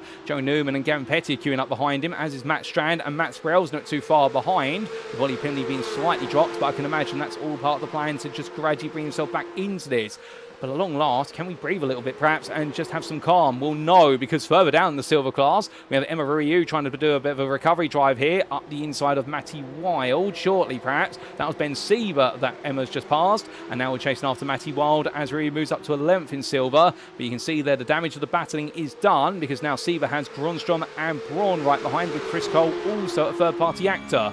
Right on board here, we have Nido Braun in the film BL machine as he goes up the inside onto the brakes, and he comes through that left-hander side by side, a bit of a fierce move. How he's got to make this happen here. All these drivers right now in the same class, all fighting for good scraps of point, and then up the hill where it's going to be too wide all the way into that next braking zone. I think for Braun here, he's going to go out wide as he does so. Cole gets the inside there. Chris Cole right now is not going to back out. He knows he's got a lot of pace, but he's got damage on the car, so he's got to seize the opportunities whilst he can, and in the end he gets into the corner nice and early. Not sure there's contact between himself and Braun. The camera angle there not being very obliging, but as they make the way onwards now towards turn number 10, well, the change of position has happened, and Chris Cole is up into 14th place, at least for now in the silver class. I get the feeling that Nido Braun might have something to say about that later on in this race, given they've got a lot of distance still to go. But from towards the rear of the field, back towards the very front of it, here's Tunstead right now, your third place runner, with Grondelairs all over the back of him, and the number 99 silver class driver here, the speed he's now bringing to the table. We saw it in the sprint race, of course, and the fact that he did surprise everybody with the pace he was showing. Tunstead going defensive here. Grondelairs going to be looking out on the outside. Tunstead feeling threatened by this, intriguingly, and understandably. I think Grondelairs feels though he's got the pace for that third place, but with Petty, Newman, Strand and Sparrow all queuing up behind as well, I think Grondelairs has been told over the radio by the team, you need to get a bit of a move on here. Tunstead is holding you up. He's going to go to the inside in towards turn number 6. This is a daring move, but it could be a very important one for Grondelairs if he wants to make it back-to-back silver wins here today. He does pass Tunstead in towards the corner, and as they come through, Petty now pokes his nose in there, but Tunstead says no to him and just ignores it completely. And meanwhile, we can see Joe Newman back on the charge here, and Newman right now looking left, looking right, in a car that's definitely got a front bumper that's not sitting right on the car. As Petty up the inside there, Tunstead in the end gets the move done. Gavin Petty up into third in the gold class now, and what is Newman is now going to be the next one up to try and take the place off of him. But will Joe Newman be able to do it? Yes or no? The answer is going to take some time, but in the end we'll find out. But Strand and Sparrow are also queuing up behind this then. Kim Andre Bjorland as well. I think there's even more fighting to come in this group. Bit further back, here's Daniel Shilcock and his recovery drive as he's all over the back of Aaron Herbert now for 12th place. And we're looking for a chance here as they head along the start-finish straight. But as they make the way towards turn 1, here's the pack we were looking at only months ago for 3rd through to 7th. And this is going to be Newman on the inside as Tunstead is speared off the road there. Now, was that a missed braking zone, or alternatively, was there some contact that aided him on his journey? I don't quite know at the moment, but a replay will tell us that story shortly. But he's come back on and Mikey Pollard's right behind him. Tunstead right now has not got any end to the nightmare that's going on now, as Pollard's going to look to the inside of him here, and it will be the film BIL machine that's going to make this move happen surely as he goes on the inside. Gavin Petty meanwhile battling around the outside with Joe Newman. Newman on the aggression here. He's on the offensive is Newman, looking for that third place in silver, in gold I should say, but right now the silver star from Empire Motorsport, there's contact between the two of them, and in the end Newman goes spinning around. Petty's in the middle of the road, and Matt Strand somehow, some way does not get collected with it. He does go around the outside in order to survive it and keeps it on the road. My good lord, I don't know what to credit more. The fact that Strand was able to keep on the road, alternatively Sparrell has crept through all of that madness, and now he's only 2 seconds behind Grondelairs with Kim Andre Bjorland also coming through. It's absolute cinema between all these drivers, although I suspect that the stewards and the admins are going to be telling the drivers after this round that you need to calm it down a little bit. Yes, it's 2026. Yes, it's the first round of the year, but still, please keep it calm. As Sparrell gets it wrong, he takes too much apex coming turn number 12. no, he goes spinning around, and what's looking to be an incredible drive for the HPT driver. In the end, it's all gone backwards for Sproul, and Sonny's down to 4th in silver with Alexandre Longeau, who started all the way down in 22nd place, up into 5th in silver and 14th overall. My good lord here, there's so many heroes at Interlagos, and will they say Interlagos is the circuit where anything happens, and it really does. And we haven't got any rain here today by the looks of things, but what we have got is absolute madness and drama in both of our races. And right now, this is definitely an advertisement for why you should be on the grid at the Race by Wire Porsche Cup if you haven't already signed up to it and you're thinking about it. But meanwhile, going from advertisement right now to even more fighting, as Berntsson fighting here with Krista Halsoy over 7th in silver, with Nick Clemens in front and the gold driver, and Halsoy runs wide there. And I think a few drivers are now struggling for grip, given the amount of abuse the tyres have taken here today for so many drivers where they've just had slides, slips and spins, and therefore a lot of heats in the tyre. Well, right now, understandably, several of our drivers here will be trying to keep it together for just that little bit longer. And, well, can they keep it together? We'll have to wait and see. But in terms of waiting and seeing, we're going to take a look back at what happened to Joe Newman only moments ago. And here was the replay of that, ladies and gentlemen. Now, this was the run up through turn 5 in towards 6, side by side with Petty. And, well, there's contact an issue with them. And then Petty came across here. And I think under braking, lost it slightly and collected Newman as a result. Can we get the onboard from Petty's perspective? Yes, we can. Here was the onboard with Gavin Petty. Let's listen in.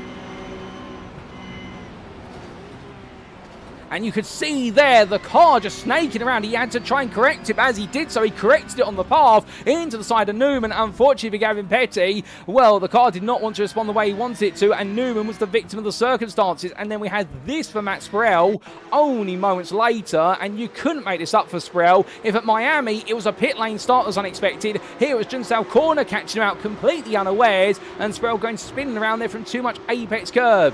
We come back to your live racing, and as we do, ladies and gentlemen, well, there's still 6 minutes plus a final lap on the clock, and, well, it's going to be absolutely crazy, no doubt about it, all the way to the end. But as Hillbilly Racer there, he's at a service station in the United Kingdom, and, well, forgetting the fact that he's in around people, he's enjoyed it absolutely immensely, and that's great to hear. Well, as all drivers head up the hill, meanwhile, Mikey Pollard here is over the back of Casper Tunstead, and, well, Pollard goes deep there, and that's a bit of dirty, just sending him wide. But Tunstead then, in what is respect to thinking the difficulties of Pollard, decides to go deep at turn number 7 in return.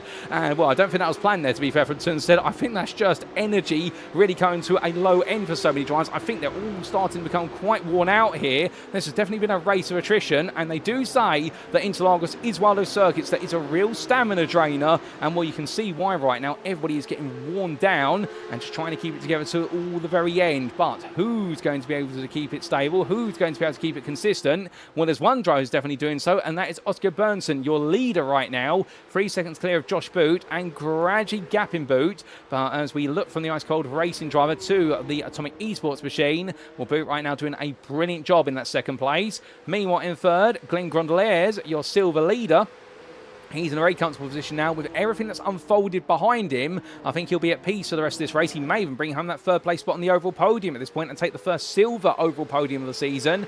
And I don't think he'll be too upset about that if he does pull this off at this point. But heading onwards, meanwhile, Kim Bjørlund, well, the fourth place driver here right now, we're looking to hunt that down, albeit he doesn't gain any extra points for the third place on the overall podium. It is class points only, but understandably, he would like to beat the silver driver if he can, because the silvers do use that as a little bit of bragging rights every so often. It is a big marker as a silver driver when you beat a gold driver. It's the equivalent of showing that you're coming along.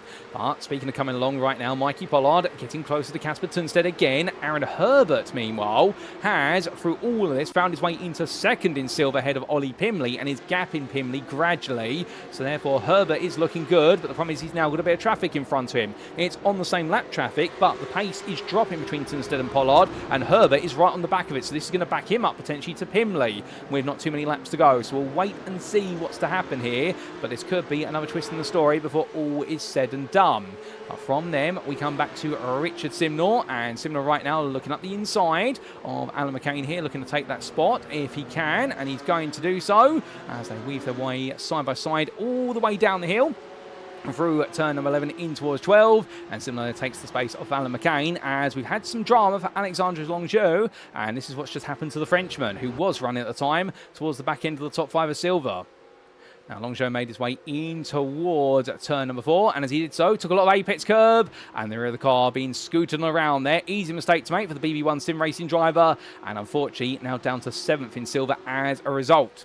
But we come back just in time for Tunstead versus Pollard. Pollard on the inside, coming for the Curva del Sol. This is fighting for 6th place, and Aaron Herbert's over the back of it. Now, Herbert sees this as he's got to get through. If they're going to fight like this, he's going to fight with Tunstead there. Very close between them. Herbert's going to go and make it 3 wide. That's brave, Aaron. That's very brave. And in the end, Pollard just puts in the middle of the road and says, no can do to the pair of you. And as Herbert now brings himself back in behind Tunstead, Herbert there, he had to risk it all. There's no doubt about it. Was it worth risking it? We'll know is probably the answer, because Ollie Pimley now is right there behind him. And as they head over the rise, well, Joe Newman and Daniel Schilcock on the back of this. My good lord, the battling just never stops. As Herbert now tucks the inside of Casper Tunstead into turn 8. He's really saying to the 104 driver, I am coming through, whether you like it or not. I can't afford to be stuck behind you. But the problem is Pimley's there right now, and with 2.5 minutes left on the clock of the final lap to go, our leader is going to make it so there's 2 more laps to go, as I can see Oscar Berntsson is just about across the timing line with over 2 minutes left. So 2 laps left after this one, ladies and gentlemen.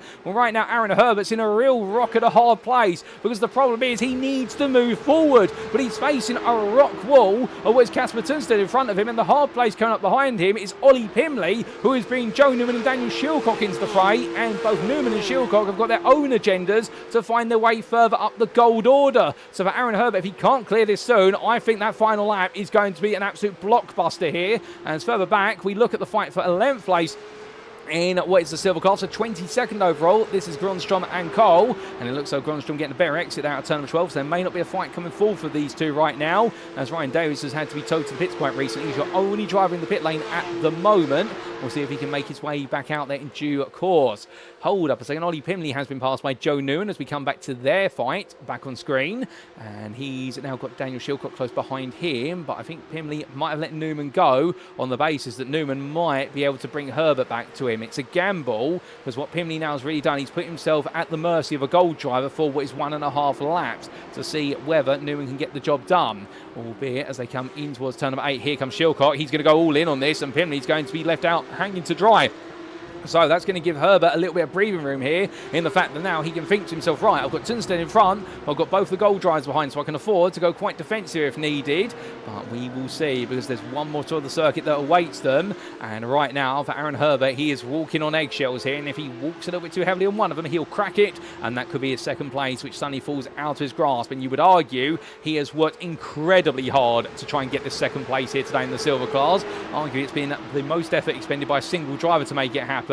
But still, all that effort can be for naught, literally at the final hurdle if needs be. But on to the final lap we go. Oscar Berntsson roars his way down the Retoposta straight, with Josh Boots still following him, 5 seconds behind now. And then we have Glenn Grondelaires, and he right now is doing very well, and he's almost there to make it 2 out of 2 in the silver class. He's not got long left to try and do it. But as they make the way onwards, Matt Strand is still there, and he's tucked in behind Gavin Petty, as Petty goes the fence on the inside here. Petty looking around what is the inside, where Strand looks around the outside. Onto the brakes they go, and Petty just blocks the road there. Further back, this is Tunstead with Herbert still behind him, and Mikey Pollard just in front. And Tunstead does have a slowdown penalty. That's for track limit. He's going to have to burn that sometime soon, else it'll be converted into what will be a drive-through penalty. Herbert gets through at long last. He'll be breathing a sigh of relief about this. Can he now make his way past Mikey Pollard? He's not quite done. We'll have to wait and find out shortly, because meanwhile, Clemens and McCain and Halsoy are fighting here up the hill, and these three all together, and McCain and Halsoy fighting for 5th place in silver.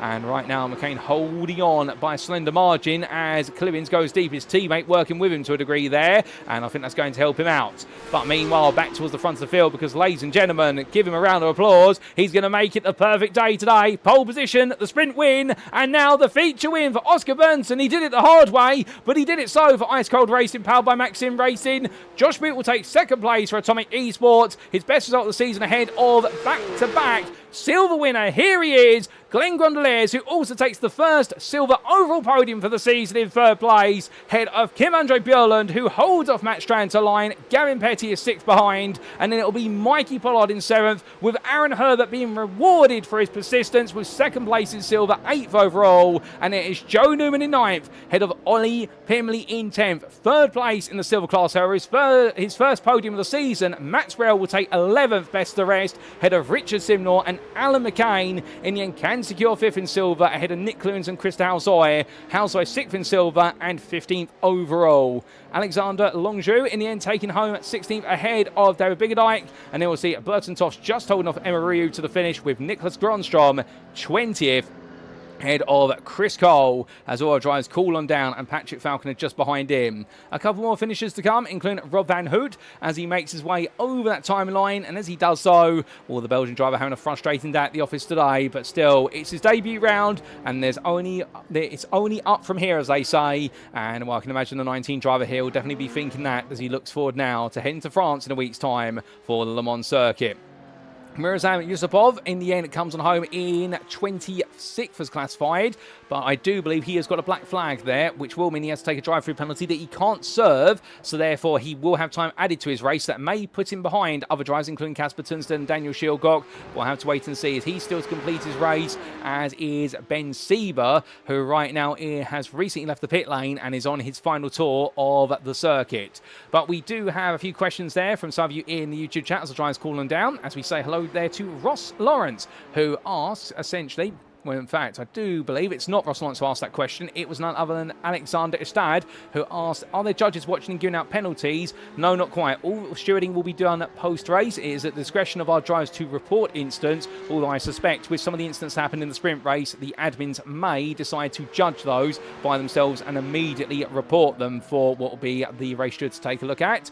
We also do say hello to Ross Lawrence there, who says, Sproul, I've got money on you for a silver class podium. Come on, man. Indeed, didn't quite work out today, but still, I get the feeling that at some point Sproul's definitely going to make it happen. He was one place off of it today, and given how Miami went and how things have gone here, surely right now Matt Sproul has used up all his bad luck for 2026, and I wouldn't encourage him to go buy a lottery ticket right now, because of the bad luck he's had, he'll probably lose it just as the winning numbers come up. But I definitely think at Le Mans we will see Sproul finally have a better day at the office, as here comes Ben Sieber across the line to complete his race.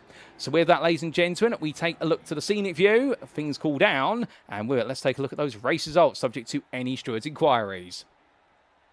Well, in the end, after an absolutely chaotic pair of races, our second race was no different. If anything, it turned up the madness to 11 by comparison with the sprint, but Oscar Berntsson managed to steer clear of all the madness and danger and made it back-to-back victories here, and with it, a perfect score in Brazil for Ice Cold Racing by Maxsimracing. Winner overall in gold ahead of Josh Boot, the Atomic Esports driver in the end having to settle for second, but to be fair to him, the 69 driver did exactly what he needed to do to guarantee that position. A very smart drive from him. Glenn Grondelairs, what a performance from him. The Belgian driver there from Pegasus Sim Racing, delivering back-to-back victories. He wasn't the favourite for the win in the sprint, but he definitely made himself the favourite for the win in the feature and did it exactly right, ahead of Kim-Andre Bjørlund, who took fourth place for Sim Racing Norway. Gavin Petty finished in fifth in the end for DCW Racing Red, ahead of Matt Strand, and it was Mikey Pollard in seventh place for Film BIL No Frill Sport Racing. They all fought hard all the way through, but I suspect some of the fighting will definitely come under the scrutiny of the stewards. But one driver right now who definitely was under the scrutiny of his abilities today was Aaron Herbert, who took home 8th place overall for Drive Lounge Racing. I'll tell you one thing, he'll definitely want to sleep on the lounge tonight, given how exhausted he'll be for that second place in the silver class. Joe Newman took 9th place in the end for Empire Motorsport in a frustrating race where the pace was definitely there for the podium, if not the win, and Ollie Pimley rounded off your silver podium finishers there in 10th place overall for Ghost Squadron Esports. 9 that the second was there, but in the end the third place was worth waiting for. Matt Sproul took the best of the rest spot in 11th place, just missing out on the silver podium for HRT Nexus Racing. But there's still more to come this season from Sproul, count on that. Ahead of Richard Simnor, and then Alan McCain, Nick Clements and Krista Halsoy completed your top 15, with McCain and Halsoy's battle there for what was fifth place, I should say, in the silver class, being interrupted by silver at the death of the session. It was then, behind all them, none other than Alexandre Longeau for BB1 Sim Racing, finished 16th, ahead of David Biggerdike, with Berntsson, Emma Ryu and Nicholas Gronstrom round off your top 20. And well, plenty more fighting came between our silver drivers at the lower end of the field, albeit where Chris Cole just behind them, and Patrick Falcon, the gold driver there for DCW Racing Blue, just not having a happy day at the office, and 22nd was the best he could do. Adam Klanvik, the man who came into this round as a championship leader, he'll be leaving it nowhere near the championship lead by the looks of things based on the provisional point scores. The Ice Cold Racing by Maximracing driver will be wondering where did it all go wrong in both races, as he took 23rd in this one, ahead of Matty Wild, with Rob Van Hout, ahead of Mirazam Yutsupov, and those were your lead lap finishers. The driver from Uzbekistan then being followed up by the Danishman, Casper Tunstead, who took 27th a lap down. For Peak Sim Racing ahead of Tractix Racing's Daniel Shilcock. And there was a lap down as well for Ben Seaver and Nado Braun. And it was 3 laps down, but classified as a finisher for Ryan Davies there in 31st place. Well, goodness me, ladies and gentlemen, what a pair of races. They could take your breath away, sometimes for the right reason and sometimes for more questionable reasons. But either way, that's how racing goes. And the Race by Wire Porsche Cup Season 1 has definitely delivered another incredible round of racing. But whilst the circuit falls silent, this broadcast isn't going to fall silent for too long, because coming up in approximately 5 minutes' time will be our post-round interviews with our volunteer drivers. Don't go anywhere. You'll want to hear our thoughts from our drivers as they join me in the interview room. But until then, we will see you shortly.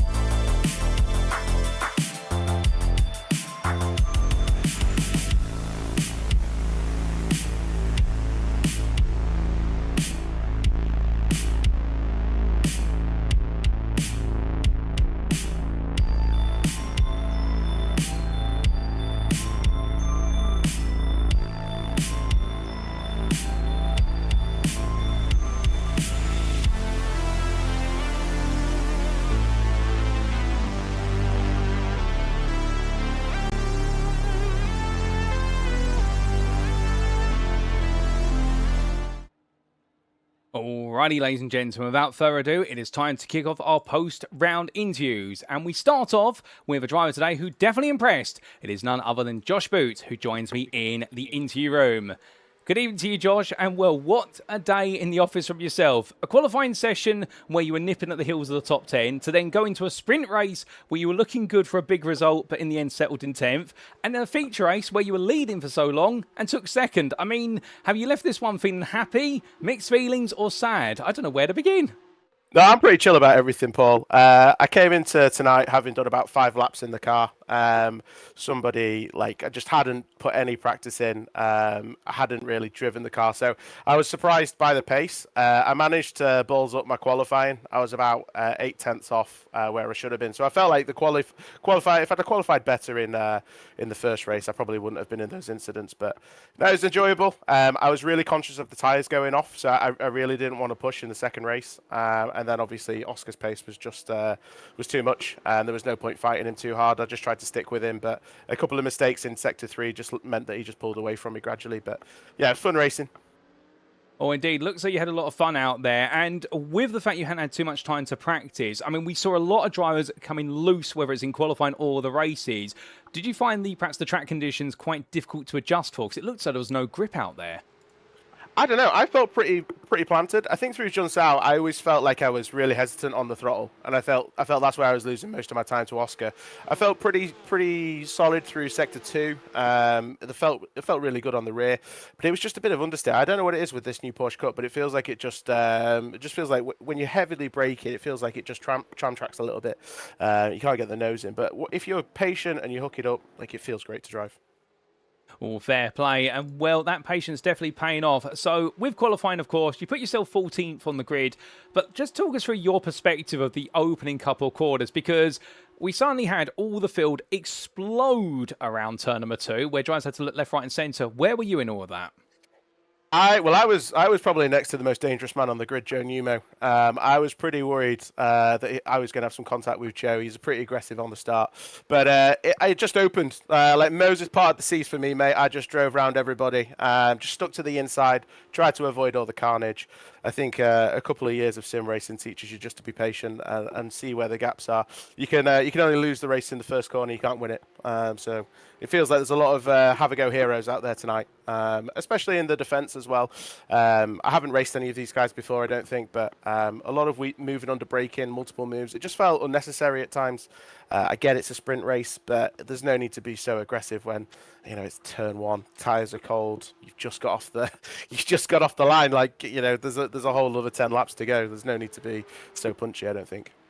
Oh, indeed. Well, there was quite a bit, like you say, of punchiness between drivers and elbows out as well. And, well, your sprint race towards the end definitely saw some elbows out racing. But with the sprint coming to an end and 10th place close to you, did you start to turn your attention towards, well, if I can't win it, I might as well finish 10th and start on pole for the next race? Well, I had Paddy Faulkner rubbing me up all the wrong way in sector 2, so I thought if I just give myself a bit of breathing room, and then I noticed I was P11, so I was like, well, if I get P10, I'm starting on pole, so I might as well just settle in. And then I saw there was 2 laps to go, so there was no need to push. Take race 2 pole, and then just drove away from the pack as best I could. I think I got to about 2.5 seconds at one point, and there's a gap, and then as soon as Oscar came through to P2, he just closed me down, and there's nothing I could really do. I was just so mindful of the tyres going off. Well, absolutely mindful of those, and you're right, you did open the gap up to 2.5 seconds. And just with Oscar, I mean, we did see initially when Oscar came up behind you sort of let him go into turn 1, but then you went back at him into turn number 4. Was there the temptation to really fight him, or was it a bit more of a just telling Oscar, look, I've let it go, but I'm just reminding you, I'm not just here to make up the grid?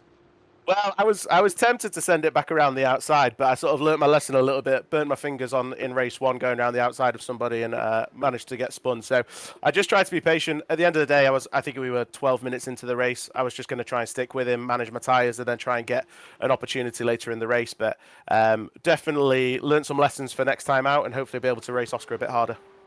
Oh, that's absolutely fair, and always learning. That's good to hear. So, looking ahead now, you've had a great result in a podium today, plus also a 7th in the sprint, so some big points. Can you expect to score even more points at Le Mans in a week's time? Yeah, man, here to win. I'm here to take over. Me and Joe for Empire and Atomic Esports, mate, we've come to compete for the championship, so we're not here to make up the numbers. Oh, brilliant. Well, we look forward to seeing what you can do at Le Mans in a week's time. But just as we get ready to let you go, Josh, is there anyone you'd like to give a shout out or a thank you to on the broadcast? Just shout out to the race organisers, to yourself. Great stream, great event. Looking forward to the rest of the season. Oh, fantastic. Well, with that, Josh, we'll leave it there. Well done your performances today. Learning as you go, but your first podium of the season as well. We'll see what you can do at Le Mans and whether you can add at least one more podium to the cabinet. But until then, my friend, have a great rest of your evening. Thank you very much. So here and there, ladies and gentlemen, from a very fired up Josh Boot, and you can hear it in his voice, he's really enjoying himself, isn't he? And, well, in the end, talking about the fact he didn't have too much time to get acquainted with the car in Interlagos State, only 5 laps of practice before he went into the qualifying session. However, with the practice he's been able to put together, really respecting and coming to understand how the car is behaving, particularly this understeer was referring to, and the fact that he's very unpredictable at certain points. However, and qualifying is just one part of the story, and we saw in the sprint race the fact that whilst he was concerned about starting alongside Joe Newman, who, of course, he does race alongside Atomic Esports and Empire Motorsport being close together, he was also wary of his sister team driver and the fact that some chaos may ensue. However, he kept his cool, chaos did ensue, but it was in front of them all, and he survived it all, only to be elbowed down the order a little bit later on in the sprint race, but still happy to make sure he finished in 10th to be on pole for the feature. And at that point, well, it was all about breakaway as long as he could until Oscar Berntsson arrived, and, well, in the end, making sure to bring on home the second, but he's not just here to make up the numbers, as he said, he's here to win, and we can expect even more from him at the Circuit de 24 Hours de Mans, where he's going to be absolutely on attack to see whether he can take the fight to the Swede. But with that, ladies and gentlemen, more interviews are on their way, and, well, we've already given you a guess of who could be next in the interview room. We'll be back very shortly.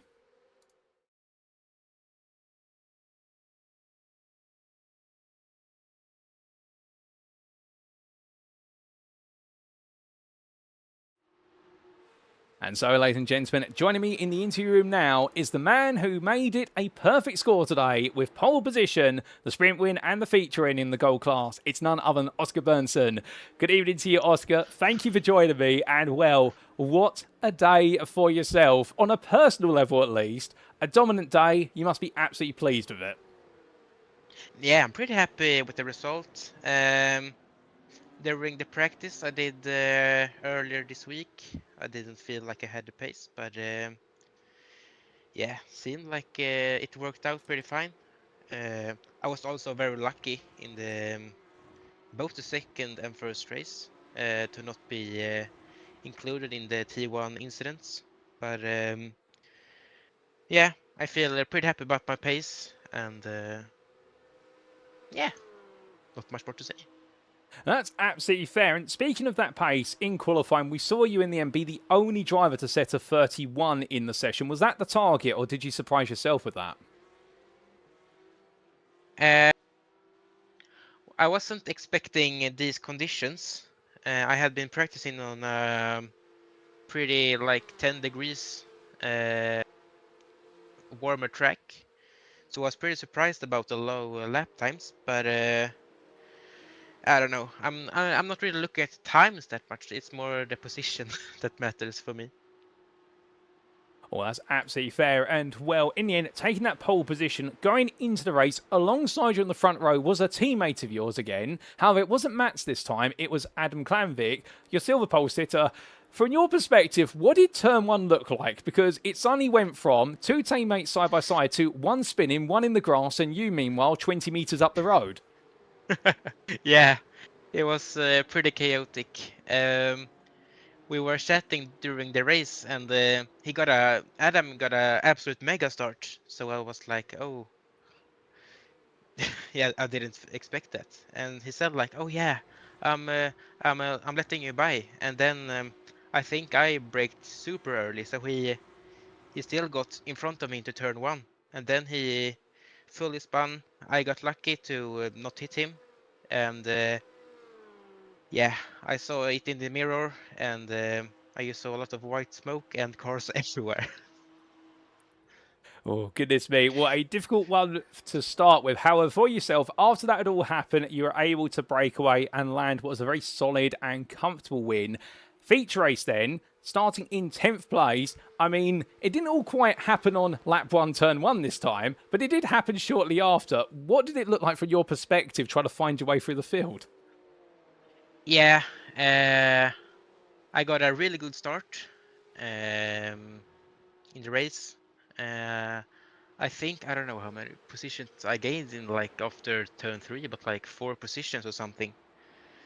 And after that, people was very nice. They wasn't like really fighting me or anything. So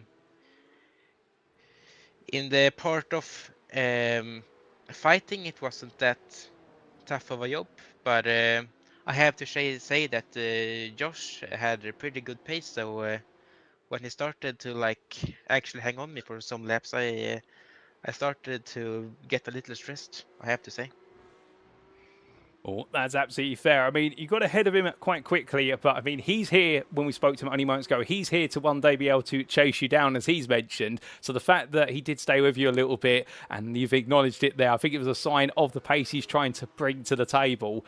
But still, in the end, taking the victory by the best part of 5.5 seconds. I mean, it's a perfect score for yourself, and now it means you're the championship leader after 2 rounds. Are you happy with your progress so far? Yeah, I don't think it could have got much better. It was. I remember I was a bit unlucky in the feature race in Miami, but I mean, I finished every race on the podium. So and 3 of those races I finished on the first step of the podium. So I'm pretty pleased with my performance.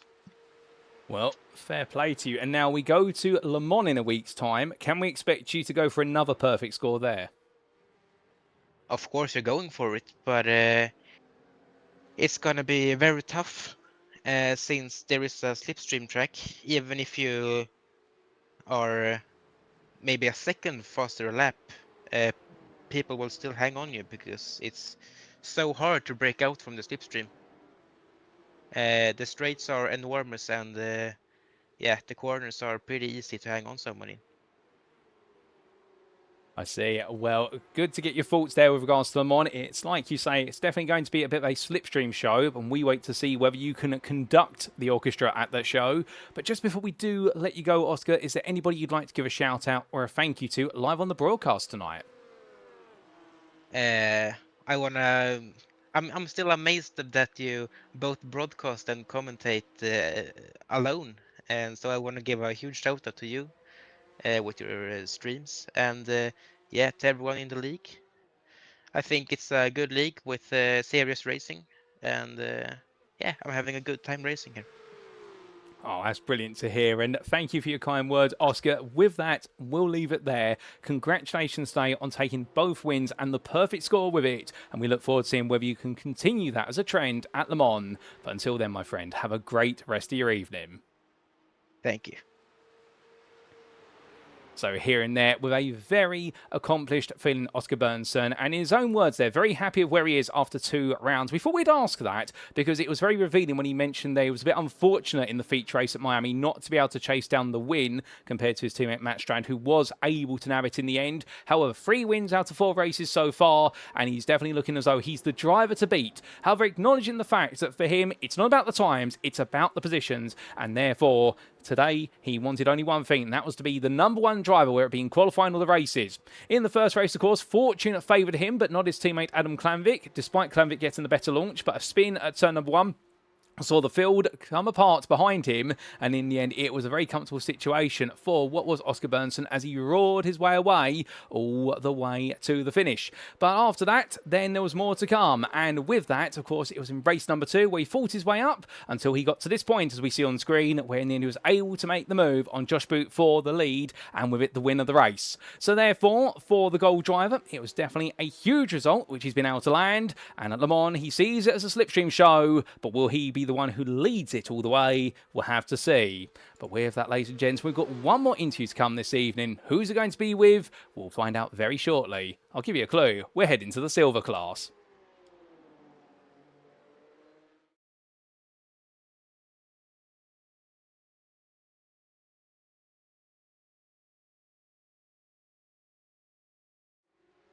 And so, now joining me in the interview room, ladies and gentlemen, for the first time this season, is none other than Emma Ryu. Good evening to you, Emma. And well, what a day it's been from yourself. Miami, you look to be one of the top form at silver drivers, but here at Interlagos, I get the feeling you've been shaken, you've been stirred, you've been bruised, you've been battered. It's been a race, or a pair of races, I should say, which have been tough. Yeah. Hello, Paul. Hello, everyone who's watching. Yeah, it was a tough race. Plenty of eventful moments. Not an ideal qualifying, so starting from the back, of course, it's never easy, especially with such a tight track with close racing. And of course, we've all seen all the crashes that unfortunately happened. And I got caught up in one in the heat where I was actually not one of the protagonists, but I got caught up by a car rejoining and then drove into a car that was parked by the side of the track. So that was kind of unfortunate. Then the feature started off a little bit better, but still got caught up in the silliness of the mid-pack. But had fun because I made my way back like 10 or something overtakes up to a P10 in my class. So damage limitation race. I have no idea who's leading the championship now, but the top 3 out of Miami all had a very, very bad day today. So at least it's not as grim. Oh, 100%. And that's a good way to look at it, to be fair. If you've had difficulty, everybody else has had, and therefore the Silver Championship really has been reset to go into Le Mans. But just focusing a little bit more on qualifying, perhaps, there. You mentioned the struggles of qualifying. What do you feel went wrong? I think it was just a lack of my single lap pace, especially on the setup I chose. Just didn't really get the most out of the car and didn't really get the most out of myself. Part of racing, just sometimes it just is that way. But I don't want to blame it on anything else but my driving in itself, because I just didn't perform to my best. Oh, very true. You just got to perform to the best you can do on the day. And despite the fact you had a difficult qualifying session, we did see you try to make a lot of progress in the sprint race. But it all went a bit wrong for everybody in the field at the start of the race, minus our gold leader who we just spoke to. Where were you in all the madness on lap 1 of the sprint? Lap 1 of the sprint, actually, I made it through safely. It ended on, I think, a couple of laps later, like lap 5 or something. There was a crash in just before turn 4. Some cars somehow managed to crash on a straight line, and so I found cars rejoining, cars parked, and some cars going really slowly. And I really nowhere to go in the moment. Just a really unlucky moment, but that's part of racing, and that's part of racing on such tracks. Oh, very true. Well, nowhere to go in that situation, but you didn't give up and you carried on. So a difficult sprint race, but in the feature, you bounced back to a degree, to be fair. And what was it like having to carve your way through the majority of the silver field? But it was a mix of emotions. I mean, it is frustrating in the moment because I could have been, well, you as a driver know you could have been higher up if you just had avoided a crash. But then it's fun because you're actually all racing these other cars and you're making moves and you are only focused on what's ahead of you. And so it was partly frustrating at the start, but then it got really fun when I started actually racing people. Plenty of moves, plenty of scary moments as well. Well, some scary moments out there, but still, you're able to make your way through them one by one. And in the end, a 10th place finish in the feature race, so some points bagged. But as you mentioned earlier, the fact we've now had, in a way, the grand reset of the silver class, what can we expect from you at Le Mans? Well, man, I surely do hope to get a better qualify, because despite having 2 races, that is actually, I think, 50% of the work. Because if you start higher up the field, you are avoiding all the silliness, and you can actually work your way up with the other drivers and not against them necessarily. And just like I did in Miami, I worked my race away with the goals, and I was leading for the majority of the race in my class. Then something happened, my mistake, and then some unlucky other situations. But yeah, I just need to get a better qualify and just see where I end up. Or fair. Well, it may come to a little bit of qualifying, plus also a bit of slipstream to aid you along your way at Le Mans. But with that, Emma, just before we do get ready to let you go, is there anyone you'd like to give a shout out or a thank you to live on the broadcast? Yes, a very, very big thanks to my race engineer, John. Absolutely amazing guy, always supporting me and giving me all the information I need and all the data I request him. And also the emotional support you sometimes need as a driver, because emotions are running high and sometimes you risk losing your head, but with someone like him by my side, I'm sure I can always perform almost at my best. Oh, that's brilliant. Well, I'm glad to hear that you've got the support there of John, both as your engineer and also as a bit of emotional support as well. And indeed, it's about the team around you as much as being the driver on the circuit that makes a championship contender. With that, Emma, we'll leave it there. Thank you for joining me this evening. Congratulations on your performances. Even if it wasn't quite what you expected, you still made it home in both races and got some points. And we'll see you at Le Mans to see whether you can start moving up the field again. Yep, goodbye, Paul. Thanks for the amazing broadcast.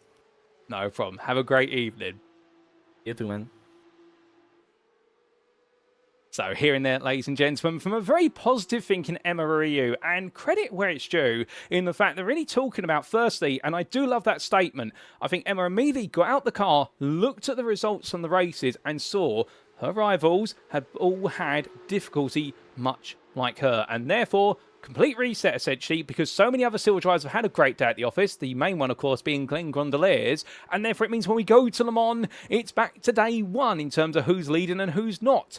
However, with that in mind, what it also does mean is that as we make our way now into that round, well, there's plenty of work to be done from every driver, and from Emma's perspective in particular, the work to be done is none other than trying to find a way to improve that qualifying pace, and in doing so, then being able to move forward a little bit faster in the races and not have to worry perhaps as much about contending with those around. But still, that's the way it's gone today at Interlagos, but that's why we do have a full season, and we do have the drop squad or two in the season as well. And for Emma Ryu, it's a learning process, and going to Le Mans, we look forward to seeing whether she can become a silver star once again.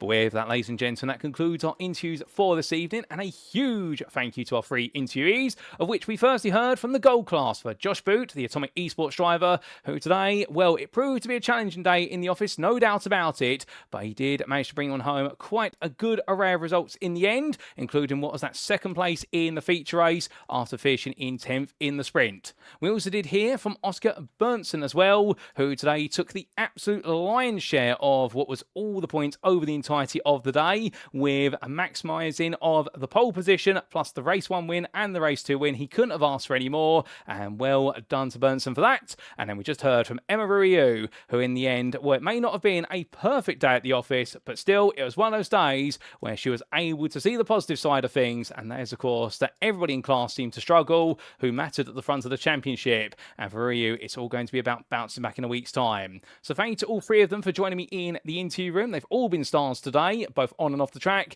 and we look forward to plenty more for them as the season goes on, and plenty more interviews with our drivers. With that, it's now time for us to wrap up. Thank you very much for watching, and if you have enjoyed today, and perhaps you're sat there right now wanting to know more and wanting to join the grid at Race by Wire, well, the number 1 place to go to is to join our official Discord, invite link available on screen. And there you won't find a more welcoming sim racing community, and indeed it's a good time to get on the grid as Race by Wire grows.